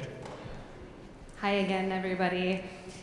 So I'm Kristen, and I teach and train in the Santo Lacoste Kali, but I also have a background in Jikundo, so that is the philosophy of the late Bruce Lee. So a big part of my training is just mixing martial arts. So I have a background in boxing, Muay Thai kickboxing, Brazilian Jiu-Jitsu, a little silat. The idea is to become a well-rounded fighter because you never know who you're going to meet on the street, right? And you want to be adaptable. And again, like I said in my presentation, being a woman of smaller stature, I wanted to have the mental flexibility and adaptability to be able to survive, right? And so you have to have some creativity, right? Looking at the world and your environment, anything is a weapon, right? So anything on the street, it could be a beer bottle, it could be the pen in your pocket, right? It could be your fingers, your thumbs, for an eye gouge, needed the nuts, that kind of thing. So I'm gonna, do a little demonstration on Kali or Filipino martial arts, through my experience. and things hopefully that you find fun to watch and interesting. Greg is going to be my uki, or my, my partner here. And I'm just going to walk through a couple of things. So it's going to be interesting to do this with a mic. Okay, so usually we start with a salutation, right? Every system is a little bit different. I'd love to explain the Inosanto Lacoste salutation for you. And so Guru Dan, it's a longer form salutation, but I'm going to give you the medium form. I'm going to have Greg hold this for me. So basically, we go onto one knee. Thank you, Greg. And the oracion, or the prayer, is, I come with an open heart and an open mind. I value the hand of friendship is greater than the hand of war. And I take what I learn into my heart and mind, and may we shed no blood. So the symbolism here is I place my weapon along my forehead, and that represents an open mind. And I place my left hand underneath my heart to represent an open heart. And then my hand is higher than my weapon to represent friendship, right? It's greater than war, right? So my weapon represents war. It's lower than the open hand. And then the triangle you'll find in Filipino martial arts systems everywhere, right? The triangle symbolizes many different things, right? The Trinity, mind, body, spirit, that kind of thing. And then I place my bottom of my stick, or my puño, place it towards the palm of my hand here, and vow to shed no blood. So this open palm is cupping my heart or my blood. I don't wish to shed any blood. So thank you, Greg. The practice of Kali is actually, not about war. It's about protecting life, right? And I think that's something to remember. And even though our ancestors, fought for many hundreds of years against colonization, and against each other, right? It was a tribal, tribal society. They were always fighting to preserve life, right? And I think we have to remember that as we train, as practitioners, throughout this decade and in this world, that we're always, fighting for our lives, and that our lives have value. And, as a woman of color, biracial Filipina, to defend my body and to, like Guru, our Master Joseph said, it's about mental health, right? So that I'm practicing as a declaration that I am important and that my life has value, right? So I think that's super important. So I'm going to just go into some techniques. I'm just going to put this down.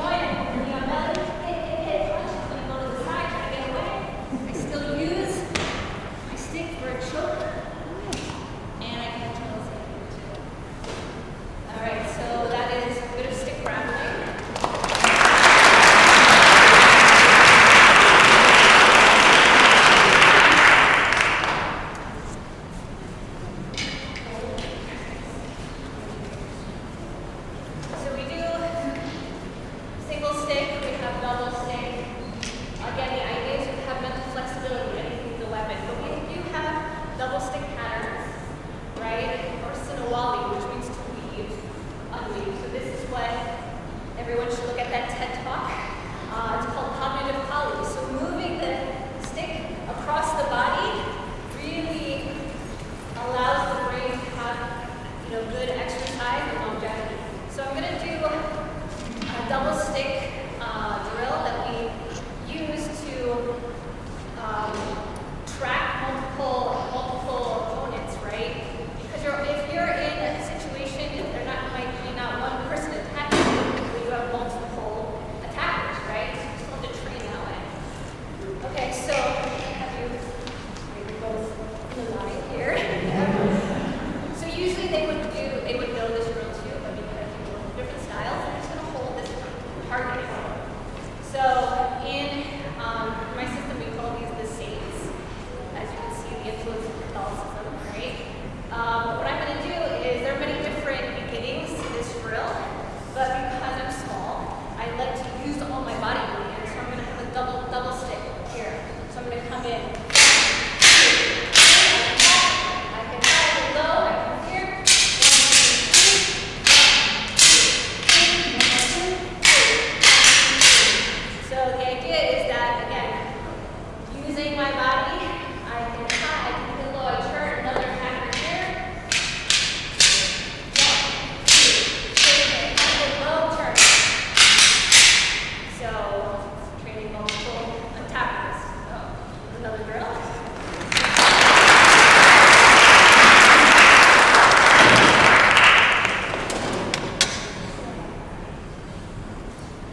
So also, Kali is originally a bladed art. So the sword, the knife, right? Our ancestors used the blade, and then they went underground, and then they used the stick. So, my system's I train a little differently for the street. So I'm not going to carry a sword around, right? But we do have, smaller knives. But again, depending on where you live, it's not practical to carry a knife either. I carry a tactical pen or a tactical flashlight, but all of these angles, you can still use anything as a weapon. So I'm going to show one technique that is can be done with either blade up, a standard grip, or a reverse grip, or empty hand.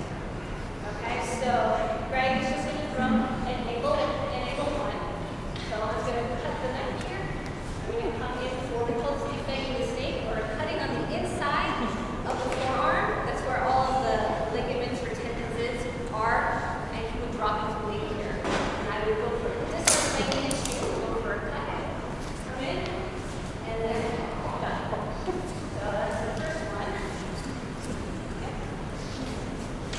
So you can do the same drill, the same technique laid down.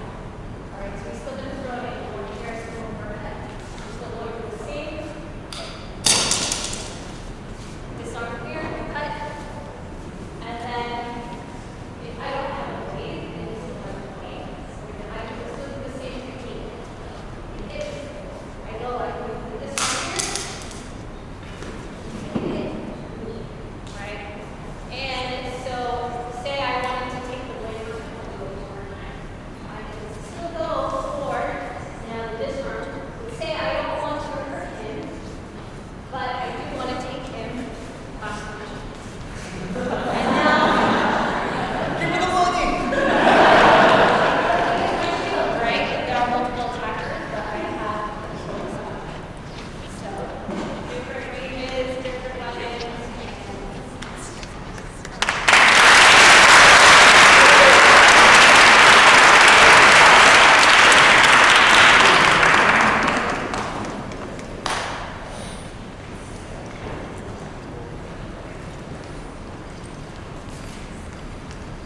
Check. Cool.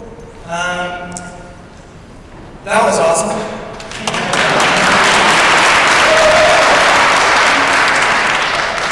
I'd like to just share maybe some key differences of what we do is a little different.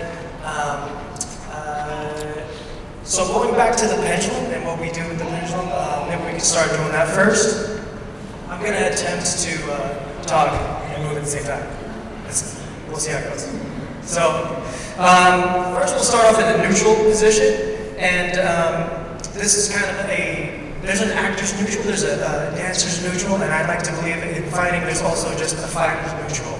And what does that mean exactly? Well, neutral means that we're not conveying any kind of messaging, we're not conveying any intention, right? So, if you're on BART or on public transit, try to observe how people stand, maybe if you're at the park or you're people watching. See how people kind of stand, right? People may be kind of lackadaisical and leaning on the side, or people might be upset, like, you know, they're like, oh, holding all their energy here. So similarly with fighting, it's like, this is telling something, right? You can probably guess where this is going to want to go. It's going to go right over here, exactly. So we do have this fighter's neutral. So there's two parts, or actually there's three parts to this idea of the pendulum. One being the center or neutral. Now when I step forward, Franz is going to step back. And my forward energy or forward pressure, that's what we call cordon. And this is what we use to enter. This is where my attacks are going to be and come from when I step forward, right? And similarly, when Franz advances and steps forward, I'll step back, right? And that stepping back is what we call decordas, or retracting or absorbing energy, right? We can strike when we come in, we can strike when we come out. So first we'll just do that. Let's do a pendulum, and we'll do a pendulum step in and out. And a lot of systems have this idea of stepping in and out, and it's contained in a drill. But what's different about what we do is that it's a framework for improvisation. So I know it looks like a dance, but I assure you it's not. It's also not a way of fighting, and that's another kind of distinction you should make, because who's going to show up to a street fight like this? Unless you're in a musical, in which case, it might be appropriate. We're not going to fight like that. So right now, we're kind of in the slot, but once I start going off angle, we're going to just practice our mobility, and you can see that I'm trying to maintain the same distance as Franz, right? We're just outside. I can't touch him, he can't touch me, right? But we don't want to be so far out that we're so disengaged, because at this point, is he a danger to me? No, I'm fine, just run away, you know?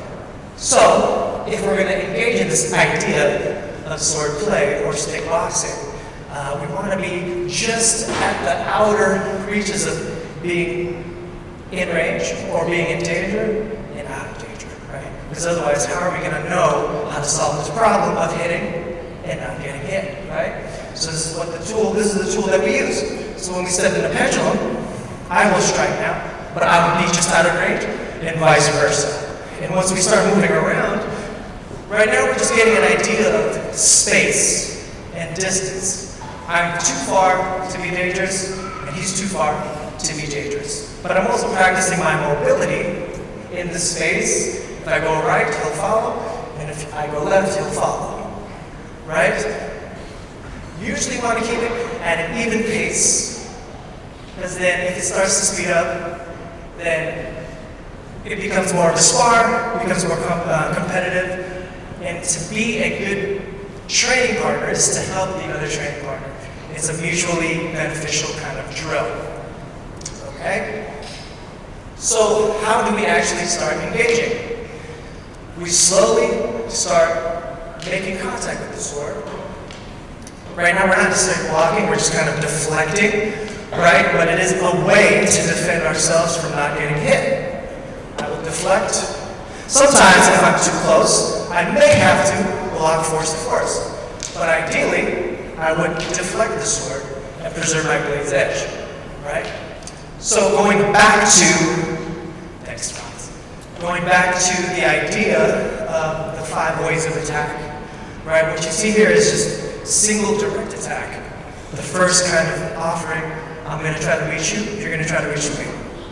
Combination attack, I'll strike a number of attacks, right? Hand immobilization, which basically involves hand trapping, and then the last 2 being a progressive indirect attack and attack by draw. So the progressive indirect attack in relation to the pendulum and what we do. So he'll continue to deflect, but sometimes I might funnel him and block force to force, right? Now, when we go back to the idea of neutral and conveying messages, progressive indirect attack, what it involves is evoking a response from the other person. And this is why it's important that we lead the dance, because I'm going to offer him something to respond to. Whether it's flinch, that's a response. Do I take advantage of that? Maybe, right? This is another response where he blocks. Okay, most people will block this way. So a simple progressive indirect attack is, I'm going to attack his right side by going to his left side first. So I'll go here, and then just redirect mid-flight, and attack his left side. Or his other left, which is his right. So slowly, I'll try to evoke this response of him blocking his high right, his high left. I'll change before I cross the center line, and then just attack the opposite side. Very simple tactic in striking. Even if he does block it, and then he does block the other side, I might just drop it again for his hand or his belly, right? Progressive indirect attack. And the last piece of the ways of attack is attack by draw. And this is where kind of this long-range weaponry kind of comes into play. With short range, if I use my weapon kind of in a short kind of way, it's very blocked. My defense is up. It's hard to penetrate his guard. Right? If he kept a tight guard, he has a big guard. It's impossible to hit fronts, right? So instead of me trying to penetrate that guard, I'm going to invite him to actually open his guard up by him attacking me. So sometimes I might feed a long-range strike and then see how there's a gap that he wants to take advantage of. I just invited him to attack me, and I might retract and escape and strike at the same time by inviting that draw for me to take over and counterattack. Getting super technical now. I hope you're still with me. We can flow for a bit, maybe just to show them what it looks like. Okay, enough talk.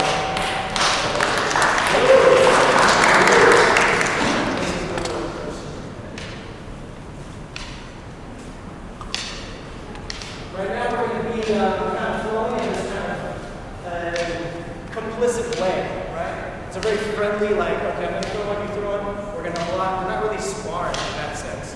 But what's beautiful about the pendulum is that I can throttle my intensity and start to challenge his gaps, or challenge where I might attack, to keep him honest, but also it helps him work on his defense, right? So I might do this and come across, right? He might block. If he doesn't block, then I obviously get a strike, but he'll block. Now we're posing different kinds of problems for each other to solve, right? Right now it's very elementary problem to solve. You're just trying to get the ball, just block it right there, right? Well, what happens when I try to flush it for the side? He's able to block, right? Now the problem becomes more and more complex the more we try to present a different kind of problem, right? And so the way I like to explain it is that if these drills and sparring are on a spectrum, you have drilling here, you got high intensity sparring here.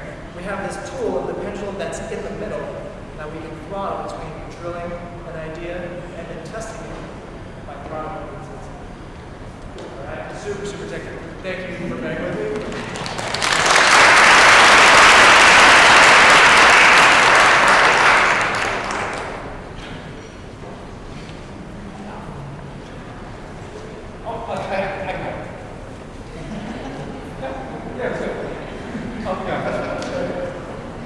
Okay, so I'm going to show combate mineral system, which is an offset of combate trigonometry.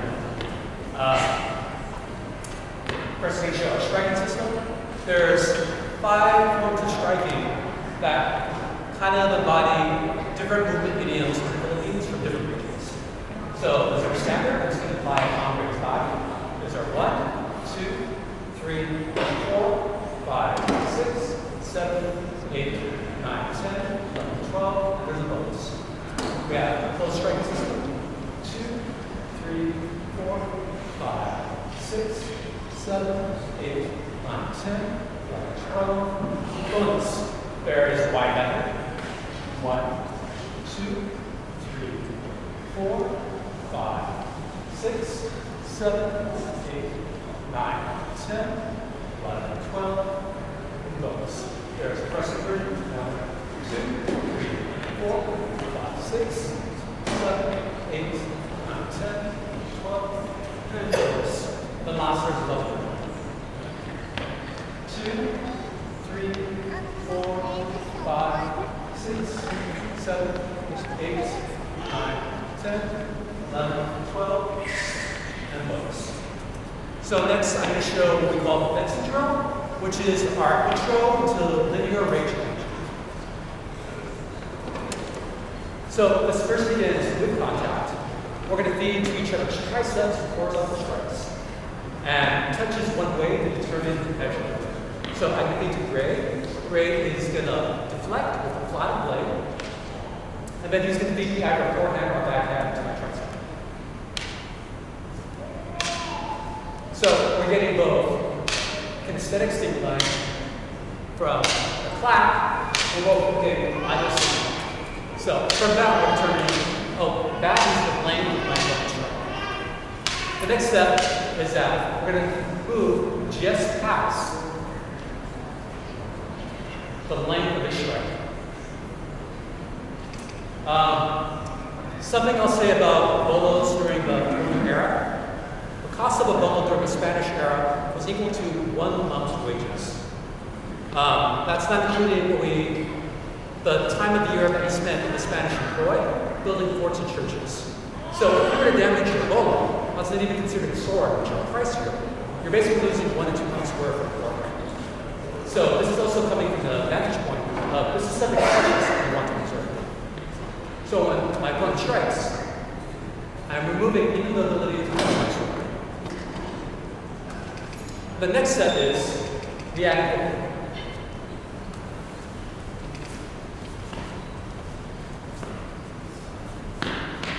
That's a drill. Last piece I'm going to show is called focus drill. Let's get right down. So I'll be first. Okay. So this is named after boxing padwork or focus mitts. And the notion is that I'm teaching the person that I'm feeding to the ability to enter behind the strike. So I feed, he's going to retract his blade, and then once my strike is passed, he's going to attack my battle, which represents my body. Again, I'm going to feed strike him, retracts, enters behind the strike. This is teaching that the same place is after the edge as move past the line of the body, then it's safe to enter. And if the timing is good, he moves faster than my ability to respond. So again, great, back, then great convenient.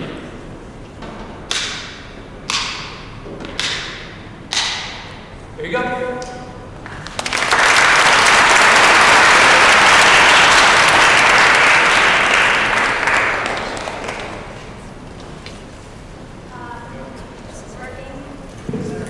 Hello.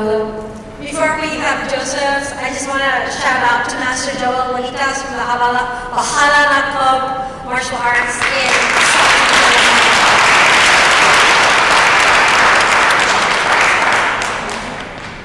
All right, so team, can you please come up front, please? So we're going to showcase various different things within the Filipino martial arts. So what I suggest is, if you like how someone moves, because everyone here moves differently. Everyone has different ailments, everyone has different rhythm and timing. So as you see, the team of people you see in front of you are all different. So the goal of our brand of Filipino martial arts is to be able to learn how to defend yourself, but modify it to fit your needs. Okay, so everything I'm going to do, we're going to start off with weapons. We're going to go down to empty hands. We're going to do disarms, locks, maybe even some takedowns. Right? And they're going to show exactly how one pattern goes from stick to stick, to empty hand versus stick, to empty hand to empty hand. And with some random items like a pen or a key. Put your fingers up with those. Okay, but every class we warm up with 4 different warm-ups. So we're going to do each warm-up, we'll do it twice. Go ahead and spread out, please. And I'll explain what each warm-up is about. So, go ahead, the first warm-up, please.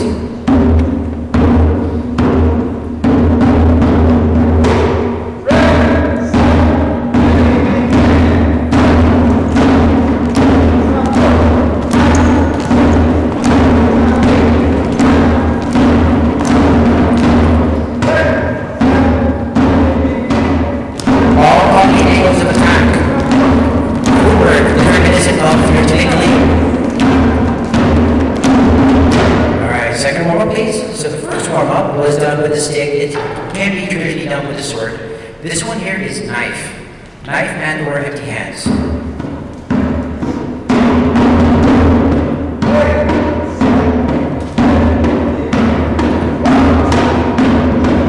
We believe timing is the most important thing, because if you don't have timing to pull off anything, nothing matters.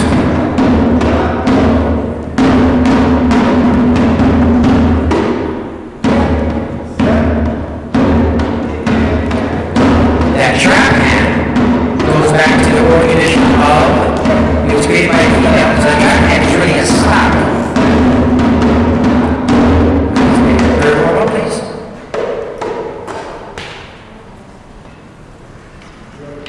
So this one here is actually a Filipino American art. Our grandmaster was Grandmaster Angel Cabales. When he moved here in the 50s and 60s, he was barely 5 foot tall. He wanted to have a weapon on him at all times, because during that time frame, it wasn't always the safest. So this one here comes from Stockton. This is a Filipino American system right here, you see.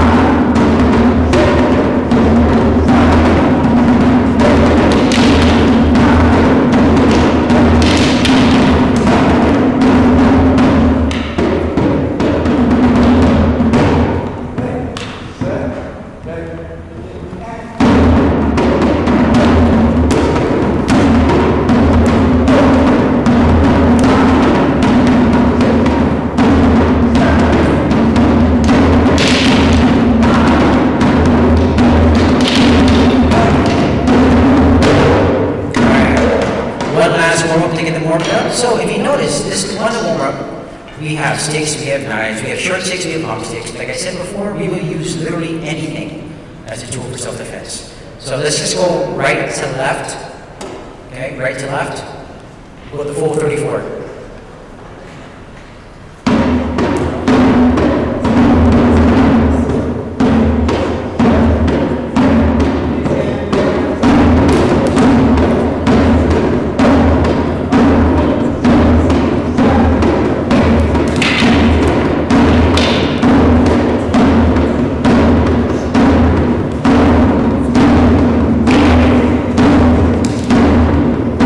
So, like I said before, Filipino martial arts towards both sides of the brain. So they can switch from right side to left side. Everything we do, we have to do left hand and right hand. Nice, thank you. So, go ahead and pair up. Let's go off with single wobbles. Single wobbles. So, you've seen Fast and Furious, Green Arrow, Jack Reacher, John Wick. You've seen 2 weapons at play. It's called a single wally. Single wally means to lead. If anyone's ever seen Filipino martial arts, this is all they think we do. So, because of the room we're in, try not to clash so loud. Yeah. So every clash here in Filipino martial arts, there's a hand or something getting hit. So obviously, since we can't do that. Okay. Go ahead, pick up the hand.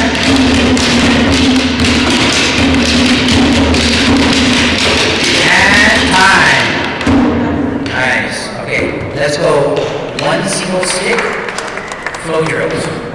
1 single stick flow drill. Poly flow or 5 count, 7 count, 12 count. Okay? So we go from 2 weapons down to 1 weapon. So nice and slow, everyone, nice and slow. Again, every time you hear represents something getting hit.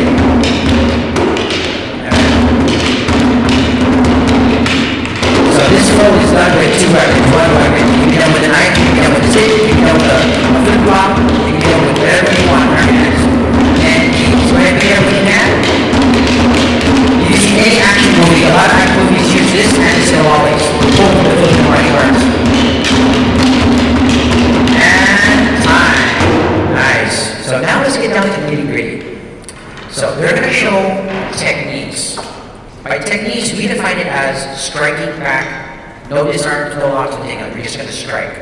We like to give 3 options. First option is a loved one getting overly aggressive for whatever reason, put them down as nicely as possible.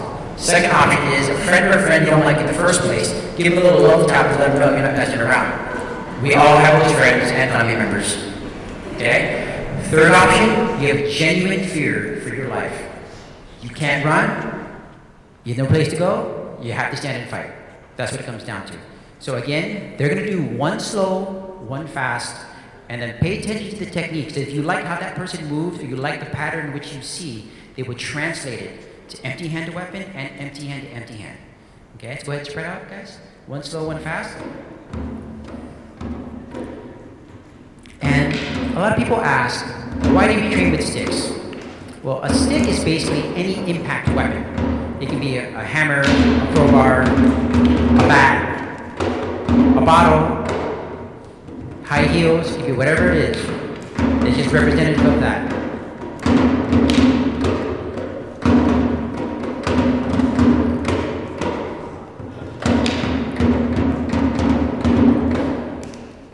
And time. So, now those patterns you see, they're now going to translate it empty hand versus weapon. Because not everyone walks around with a weapon, but your assailant may have a weapon. So you have to learn how to defend against a weapon. And the best way to learn how to defend against a weapon is to know how to use said weapon. So in this case, they know how to use an impact weapon, so it'll be easier to defend. Go ahead. Again, 1 slow and 1 fast. Filipino martial arts, we literally will pinch, we bite, we eye gouge, we wrestle, we headbutt. We don't fight fair because, well, fighting isn't fair. Your job is to go home.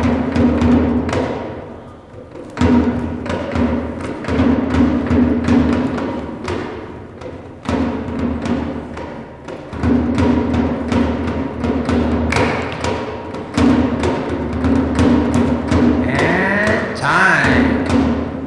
Nice. Okay, let's go empty hand to empty hand. So a lot of people know who Manny Pacquiao is, but can anyone here name a boxer before Pacquiao's time? Other than you. No, that's great. So a lot of people don't know is that Western boxing is what it is today because of interactions between the U.S. Armed Forces and the Philippines way back in the 1800s. It used to be stand toe-to-toe and literally trade blows. But a little Filipino isn't going to do that with a big old American. And we come from blades with very little armor. So we move around, we bow, we weave, we have footwork. We have dirty boxing. We pinch, we bite, we step on your feet, we elbow, we headbutt. Go ahead. 1 slow, 1 fast.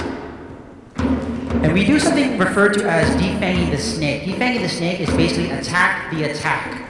So you see us striking the arm a lot. You see us striking the kicks a lot. Whatever comes our way, we have to attack that.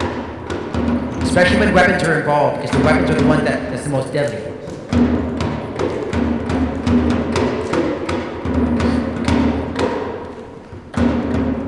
Nice. And time. Okay, so now, the one thing that Filipino martial arts, thank you. The one thing Filipino martial arts is the most known for is our blades. So let's go knife to knife. In this case, we will do techniques, we will do disarms, and we will do locks. All from the same patterns which you saw earlier, which stemmed from a stick. Okay, so 1 slow, 1 fast. So in this case, they're not going to clack the weapon. They will actually go for the wrist, or the arm, or the bicep. Now, a lot of points of contact that we attack were actually derived from being able to penetrate Spanish armor. How do you penetrate Spanish armor? Where there's a bend, where the joints are, the wrist, the elbow, the knees, the neck, the hips, the ankles. That's why you see us, we will go low.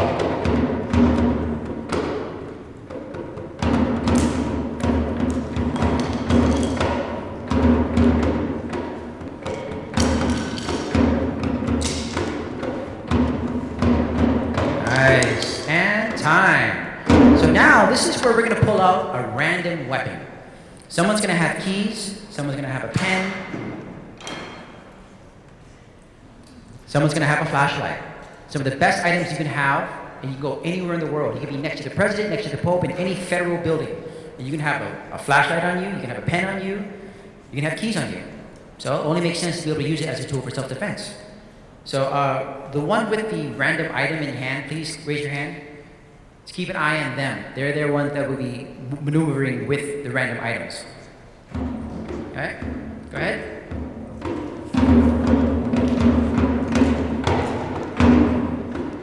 A flashlight is a really good weapon to have at night. You flash the eyes of your opponent, they can't see. It takes a while for it to get back.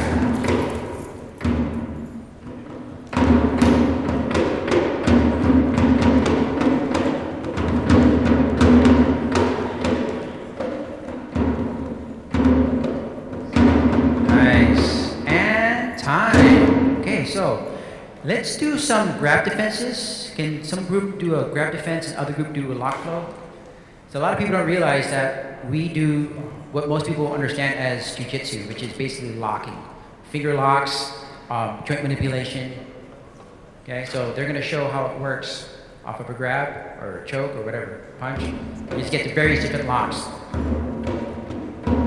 So, anyone here seen Filipino folk dancing before? What's the name of the dance with the water? Anyone remember? Kalia? Binasuan, right? So a lot of people don't realize that the water dance was a way to reverse locks. Okay.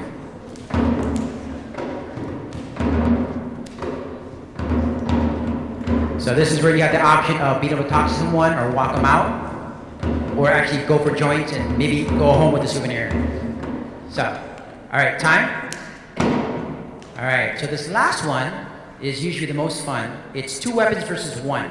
It's a espada y daga. The defender has 1 weapon. The attacker has 2 weapons. So again, timing is the most important thing, and these weapons travel upwards of 200 miles an hour. So to be able to have the timing to defend against these weapons and to go empty hands, it's like night and day at times. Okay, so start off nice and slow. So again, the defender has 1 single weapon. Every single clack represents something getting hit. Some of them will even showcase hitting the head or the knee or the hand as an extra beat.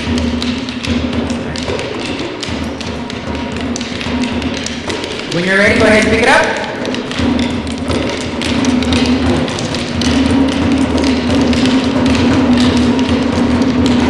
And time.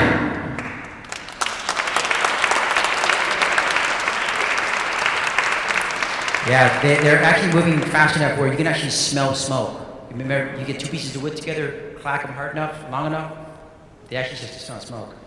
So that is our presentation. That is, we are Legacy Filipino Martial Arts. Hope you enjoyed.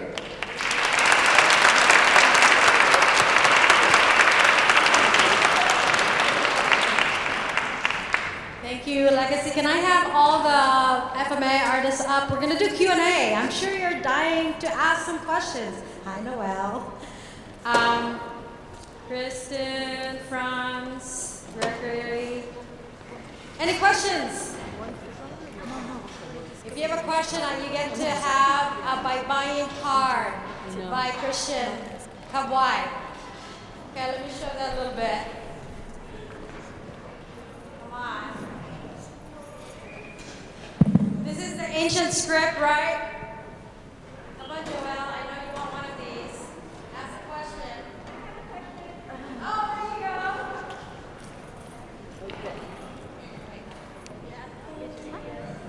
Hi, thanks so much for the presentation, and I'm just curious to get your take around how you see the martial art evolving, if you see it evolving.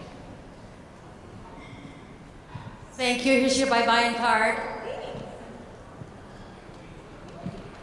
So I personally believe that martial arts has to continually evolve because there's always people that are getting better and more inventive with what they do. So in order to survive, every art is going to have to evolve at some point in time to understand what's going on. Because the best way to defend against something is to have an understanding of it. That makes sense? So yeah, so I believe that's what Filipinos have been doing for 2,000 years is we people came, they tried to conquer us, or they did conquer us, and we saw what they did, and we had to adapt what we did to be able to fight back. I just wanted to say that I think as far as martial arts and fighting is concerned, you know, we're in the age of information, and so a lot of cross-training happens. And so, like, probably a lot of us, we've cross-trained in other disciplines, you know, before. And so it really is up to the individual to broaden their kind of, you know, their experiences, yeah. And so, but within the Filipino-American community, I guess specifically, I think, how it progresses and evolves is this, I think. Because maybe like a few years before, there wasn't a lot of camaraderie per se, and I don't mean to air out dirty laundry, but it's just, it's tribalism, you know? It's like my kung fu's better than yours, you know? And so I think the younger generation, it's really up to us to support each other, lift each other up, and cheer for each other. And so I think that's how, amongst Filipino Americans, it's evolving. You know, I think that, you know, like we were talking about today, that the warrior spirit can enter anybody. And, you know, traditionally the martial arts has been male dominated, and that was my experience growing up. But I think, you know, what's happening now is that more people like me, you know, depending on, you know, how you identify, are the warrior spirit is awakening in them. So they're finding their way to martial arts, especially, you know, my generation, because it is a gateway or a trailhead to learning more about your ancestry. You know, so I think that it offers multiple levels of well-being, and you know, we're you know, depending on, you know, where you are in the world, but you know, we currently aren't at war, but there are other things that we are fighting for now in the world, right? And it might not be, you know, I know I'm still trying to you know, make sure that people know self-defense, right? Because you might be in the wrong place at the wrong time. But when I think about like depression and anxiety, you know, and the things that we are kind of fighting, like mental illness, like martial arts is a pathway that you can heal multiple levels of yourself. So you're working on your physical body, you're working on your mental well-being, and now it's also a gateway to spirituality, right? And that is for us to kind of co-create together and mix with these living traditions, right? So I think it's evolving through our life experiences in the diaspora, and that's exciting to me, right? So I'm not just a carrier of this tradition, but I'm like living out a new narrative, right? And I'm trying to, you know, have other people, you know, awaken to their well-being, and that, you know, even though we're living in the diaspora, we're like still whole people, and we're having these, you know, experiences together that are meaningful, and that we can create, you know, a beautiful, you know, beautiful world together. So. I think one thing is cultural acceptance. In the 90s, it wasn't uncommon when my brother and I would teach someone, we would hear from our grandparents, why are you doing that? You scream us for hoodlums. So the association was, this was something that was done by criminals, people engaged in violence, and it wasn't uncommon. For the Mamon generation, most of the Mamons were actually Ilocano, but all of the living systems are largely Visayan, because for the science, the art was publicly shown. But it's not uncommon for Luzon. You wouldn't necessarily share about, you know, the art or teach the art, because you only share the art potentially to relatives who don't have promise.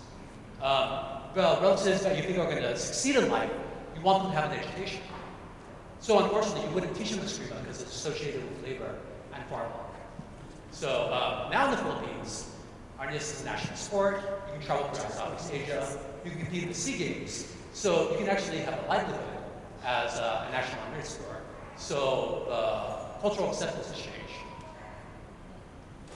I just want to say that we are talking about martial arts in contemporary times. It wasn't even called martial arts, you know, it is based on indigenous warrior practice. And so, because if you are in the village, you're not, and the man is out hunting or whatever, or planting or whatever you're planting in the fields, the women also need to defend themselves. And so this is a Western phenomenon that it's been siloed into a male-dominated sport, really. It's a sport. But indigenous practice, we are part of the colonized world, and everybody needed to be able to defend themselves in order to survive and not wait for somebody. You know, it's not the presence in the white horse to save me. No, darling, because he ain't coming. All right. So just keep that in mind. Yes.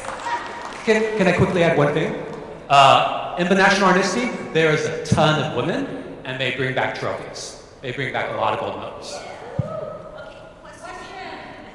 Did you have one, somebody?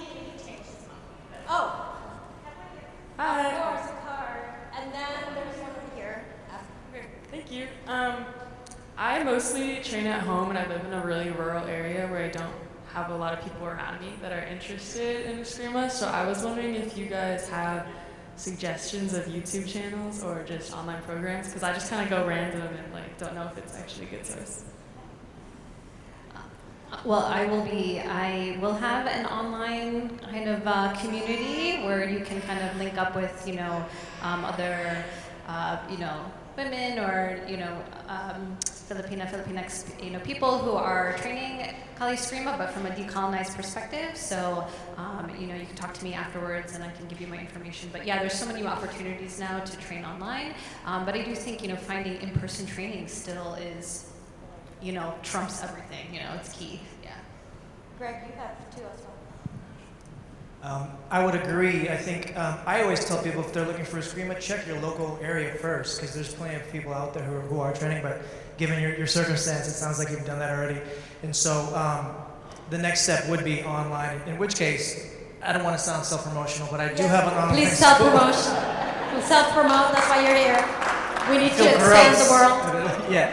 Well, the intention with the Rudy School was to reach out to folks like you to provide this kind of offering with the online classes. But there's also like dance classes and music classes on there to give a full breadth of the culture. And so it's therooted.school, and you can check it out. Yeah. Hi. Thank you. So I'm really curious about the sticks that you guys use and how, if you could describe how you choose them, when you make them, if you make them, or are they passed down to you, especially like the ones that you have personally that you train with, and do you teach your students how to make them? Hand making sticks is pretty much a very uncommon art. There's one gentleman in the Bay Area in Malay who does that. Island Warriors Willing to Walk makes gorgeous sticks, and he puts Cordilleran tattoos onto the sticks. Many firearms done. The person who did that a generation before was Manuel Sam Tenencia, who is no longer alive, but students maintain that tradition. Since maybe the 1970s, there's been a uniform dimension for sticks, which is about 28 inches. Kind of to mass produce sticks for sport. Before that, it was really created to your own geometry and the art you're practicing. And the type of stick would vary depending on the art. Thank you.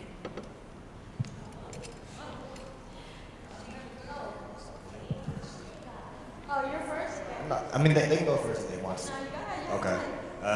Yeah, I just got a quick question. So I know, Filipino FMA, it's a bunch of other stuff, right? It's a lot of joint locks, it's a lot of striking. We have our blade work and everything like that. And when you put it like that, it sounds a lot like what modern day MMA is, mixed martial arts and stuff. But we don't really see a lot of it in the UFC or in Pride or anything like that. What do you think it would take for an FMA artist to be able to join one of those organizations and do well?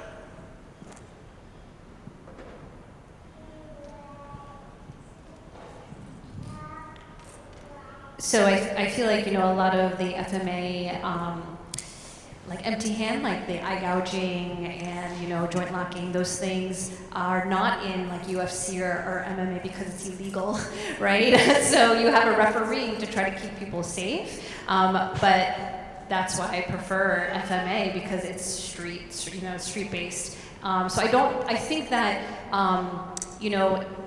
advanced practitioner can translate those movements into MMA fight, boxing fight, but you have to take away like the eye gouging, the nerve destructions, that kind of thing, because those things were, for sport, you just can't do that, right?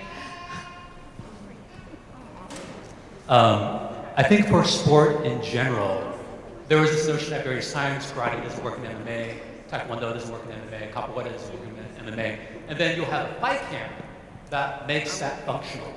So regardless of the art, it's not necessarily that art, it's whether or not you have a fight camp that has the training methods to make what they do actionable. Generally, FMA schools don't have fight camps for anti-anting. They have fight camps for competing in weapon tournaments. For FMA to be valid in an anti-hand format, someone has to create a fight camp for it. Yeah, I was gonna say something similar, but I think also it's just there's so many specialties within it too, and I think that what MMA does well is break down gross motor skills and make them usable and applicable, whereas in FMA there's a lot of more, there are gross motor skills for sure, but there's more intricacies to it, and to be good at these kind of specialty moves as opposed to just kind of general high percentage moves, well, you're going to go to that because that works more efficiently. Not to say that FMA isn't efficient, it's just, again, going back to what you train and what works for you. Hopefully that answers it.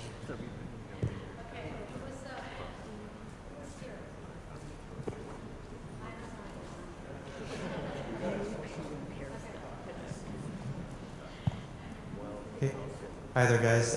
Great presentation today. Thanks. So I was kind of curious. It's interesting about the history, and you consider what you're doing in art. I'm just kind of curious, how do you adapt that or reconcile that with the world we live in today, where it's like the age of mass shootings? Do you think what you're doing today is applicable to any kind of defense? And maybe a second part of that is, do you think maybe training younger children in schools might be a good way to prevent these sort of things, or at least be able to defend against them?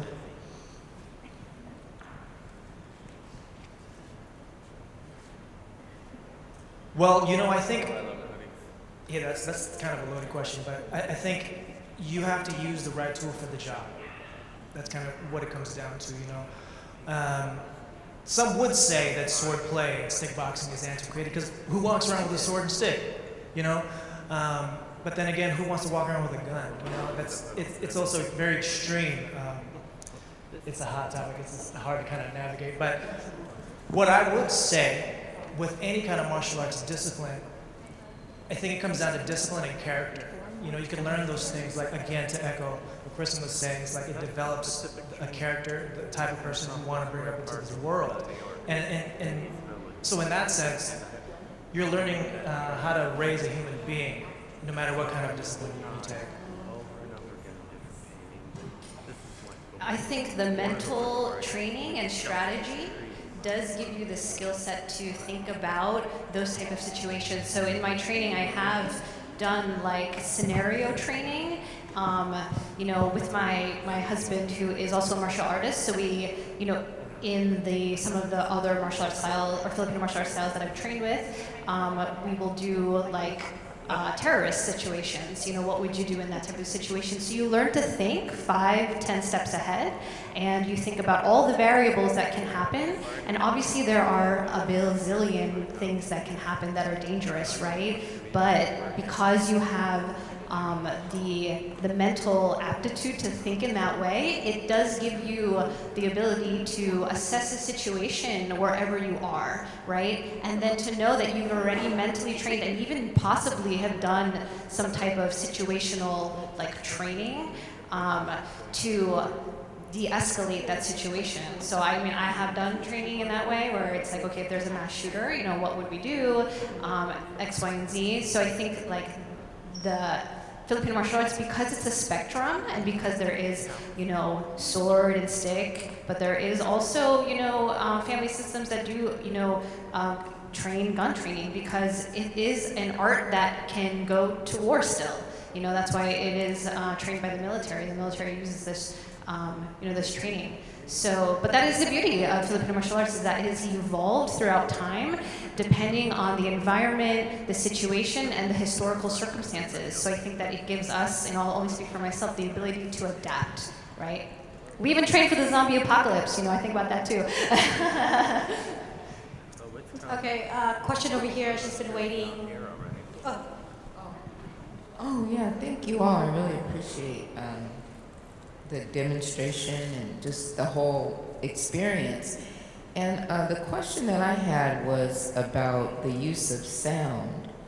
I was going to ask about, I'm assuming whether it's in the healing part of the art or some of the dance where,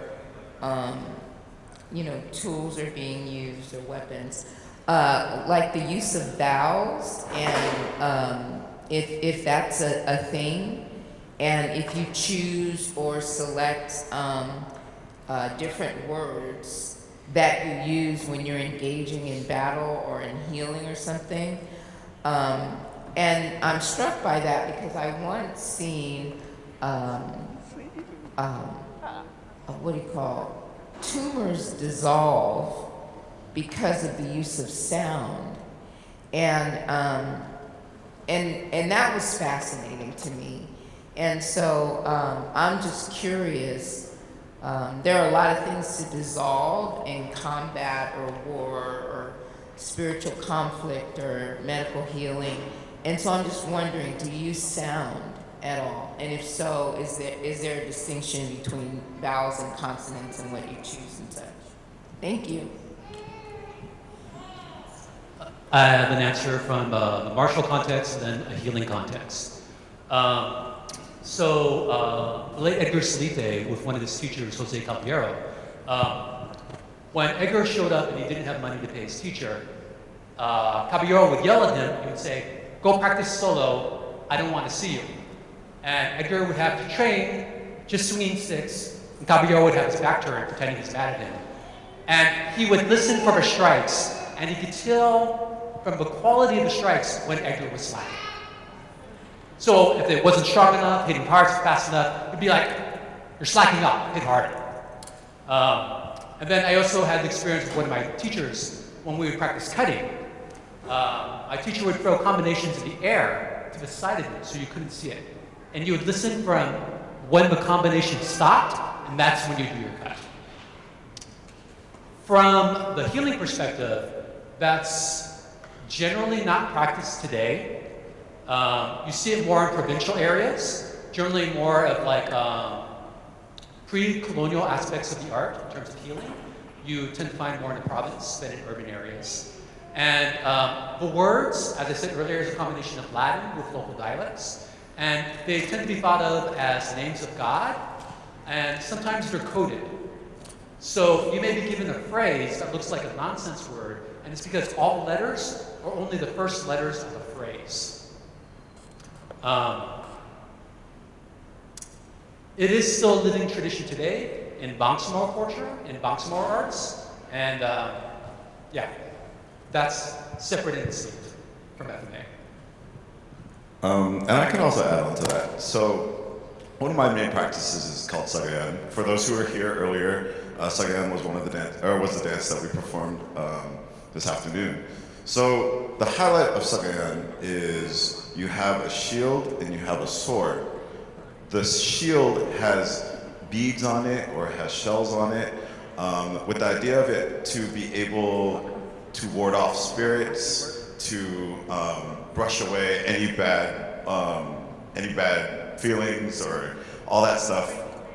And what's the most interesting aspect of it is that when you dance Sagayan, you dance with the shield on your dominant hand, so that your emphasis isn't on an attack or to hurt somebody, but it's in the healing practice of yourself as a practitioner and to those around you.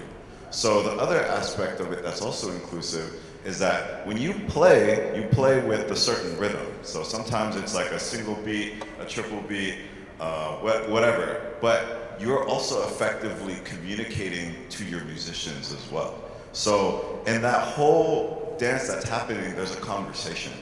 that music that you're playing, not only are you like in your own presence, but your musicians as well are within that presence along with you. So whether they're playing faster or I'm playing faster on my clone, we're all vibing together and creating that space that is all healing for all of us. So with it being sound being such a critical part of dance, it's to make that one of the main emphasis, even when we're hitting sword to shield, or if we're just making clacks, it's because we're trying to utilize that to, bam, get out of my face, or woof, like I'm here, we're present.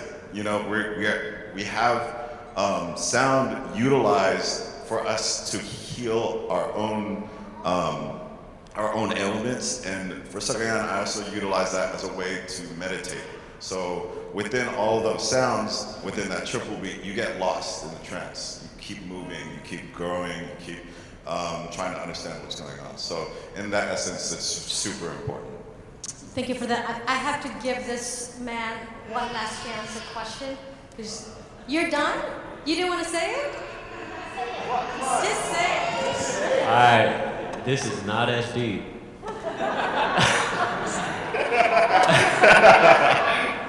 What's your favorite blade?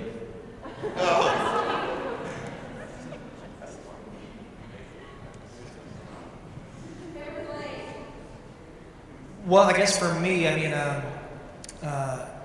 it would have to be the Pinuti for me, because it's kind of my teacher's family blade, and that's kind of what we learned to use. And I should preface that by saying, like, I actually haven't done any cutting tests and actually used real swords or blades on anything to cut with, so I have no idea what the characteristics might be with the real one, but since I'm representing a system, I gotta stay loyal. Any other last words, blades, whatever? Mine is the Chris. I mean, my name is Kristen, so it's my name. But also because it's both a ritual and practical blade, so it's the wavy one. And then, you know, I like the idea that, you know, the blade is infused with the spirit, and, you know, it becomes kind of like the ally, you know, with the warrior, because your blade is an extension of yourself, right? So it's almost like the blade is a living spirit in and of itself. You know, from a mythological standpoint. And there's so much symbolism. It could be a snake, you know, it's wavy, you know, depending on where you're from, the number of the waves on the blade, right, could determine where you're from. But, you know, I mean, anything with a pointy end will work for me. Any last words? Okay, Franz. Oh. Well, I want to thank you all for being here. Our time is up, and I want to thank Asian Art Museum, Indra Mungal over there dancing. I think this is.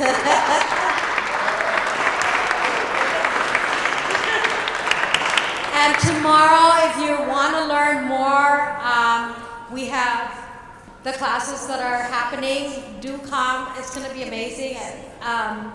I can assure you, it's going to be amazing. So please come and learn things. And so it's really like prevention as opposed to what happens, what do I do?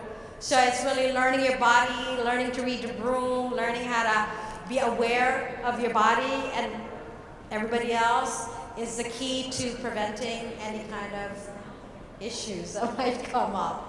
And it's also good for just relationship, y'all. It's not even about fighting, right?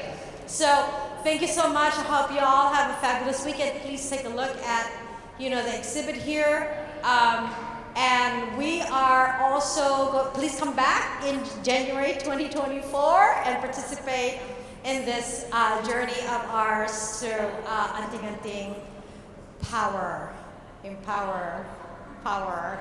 Thank you so much, y'all.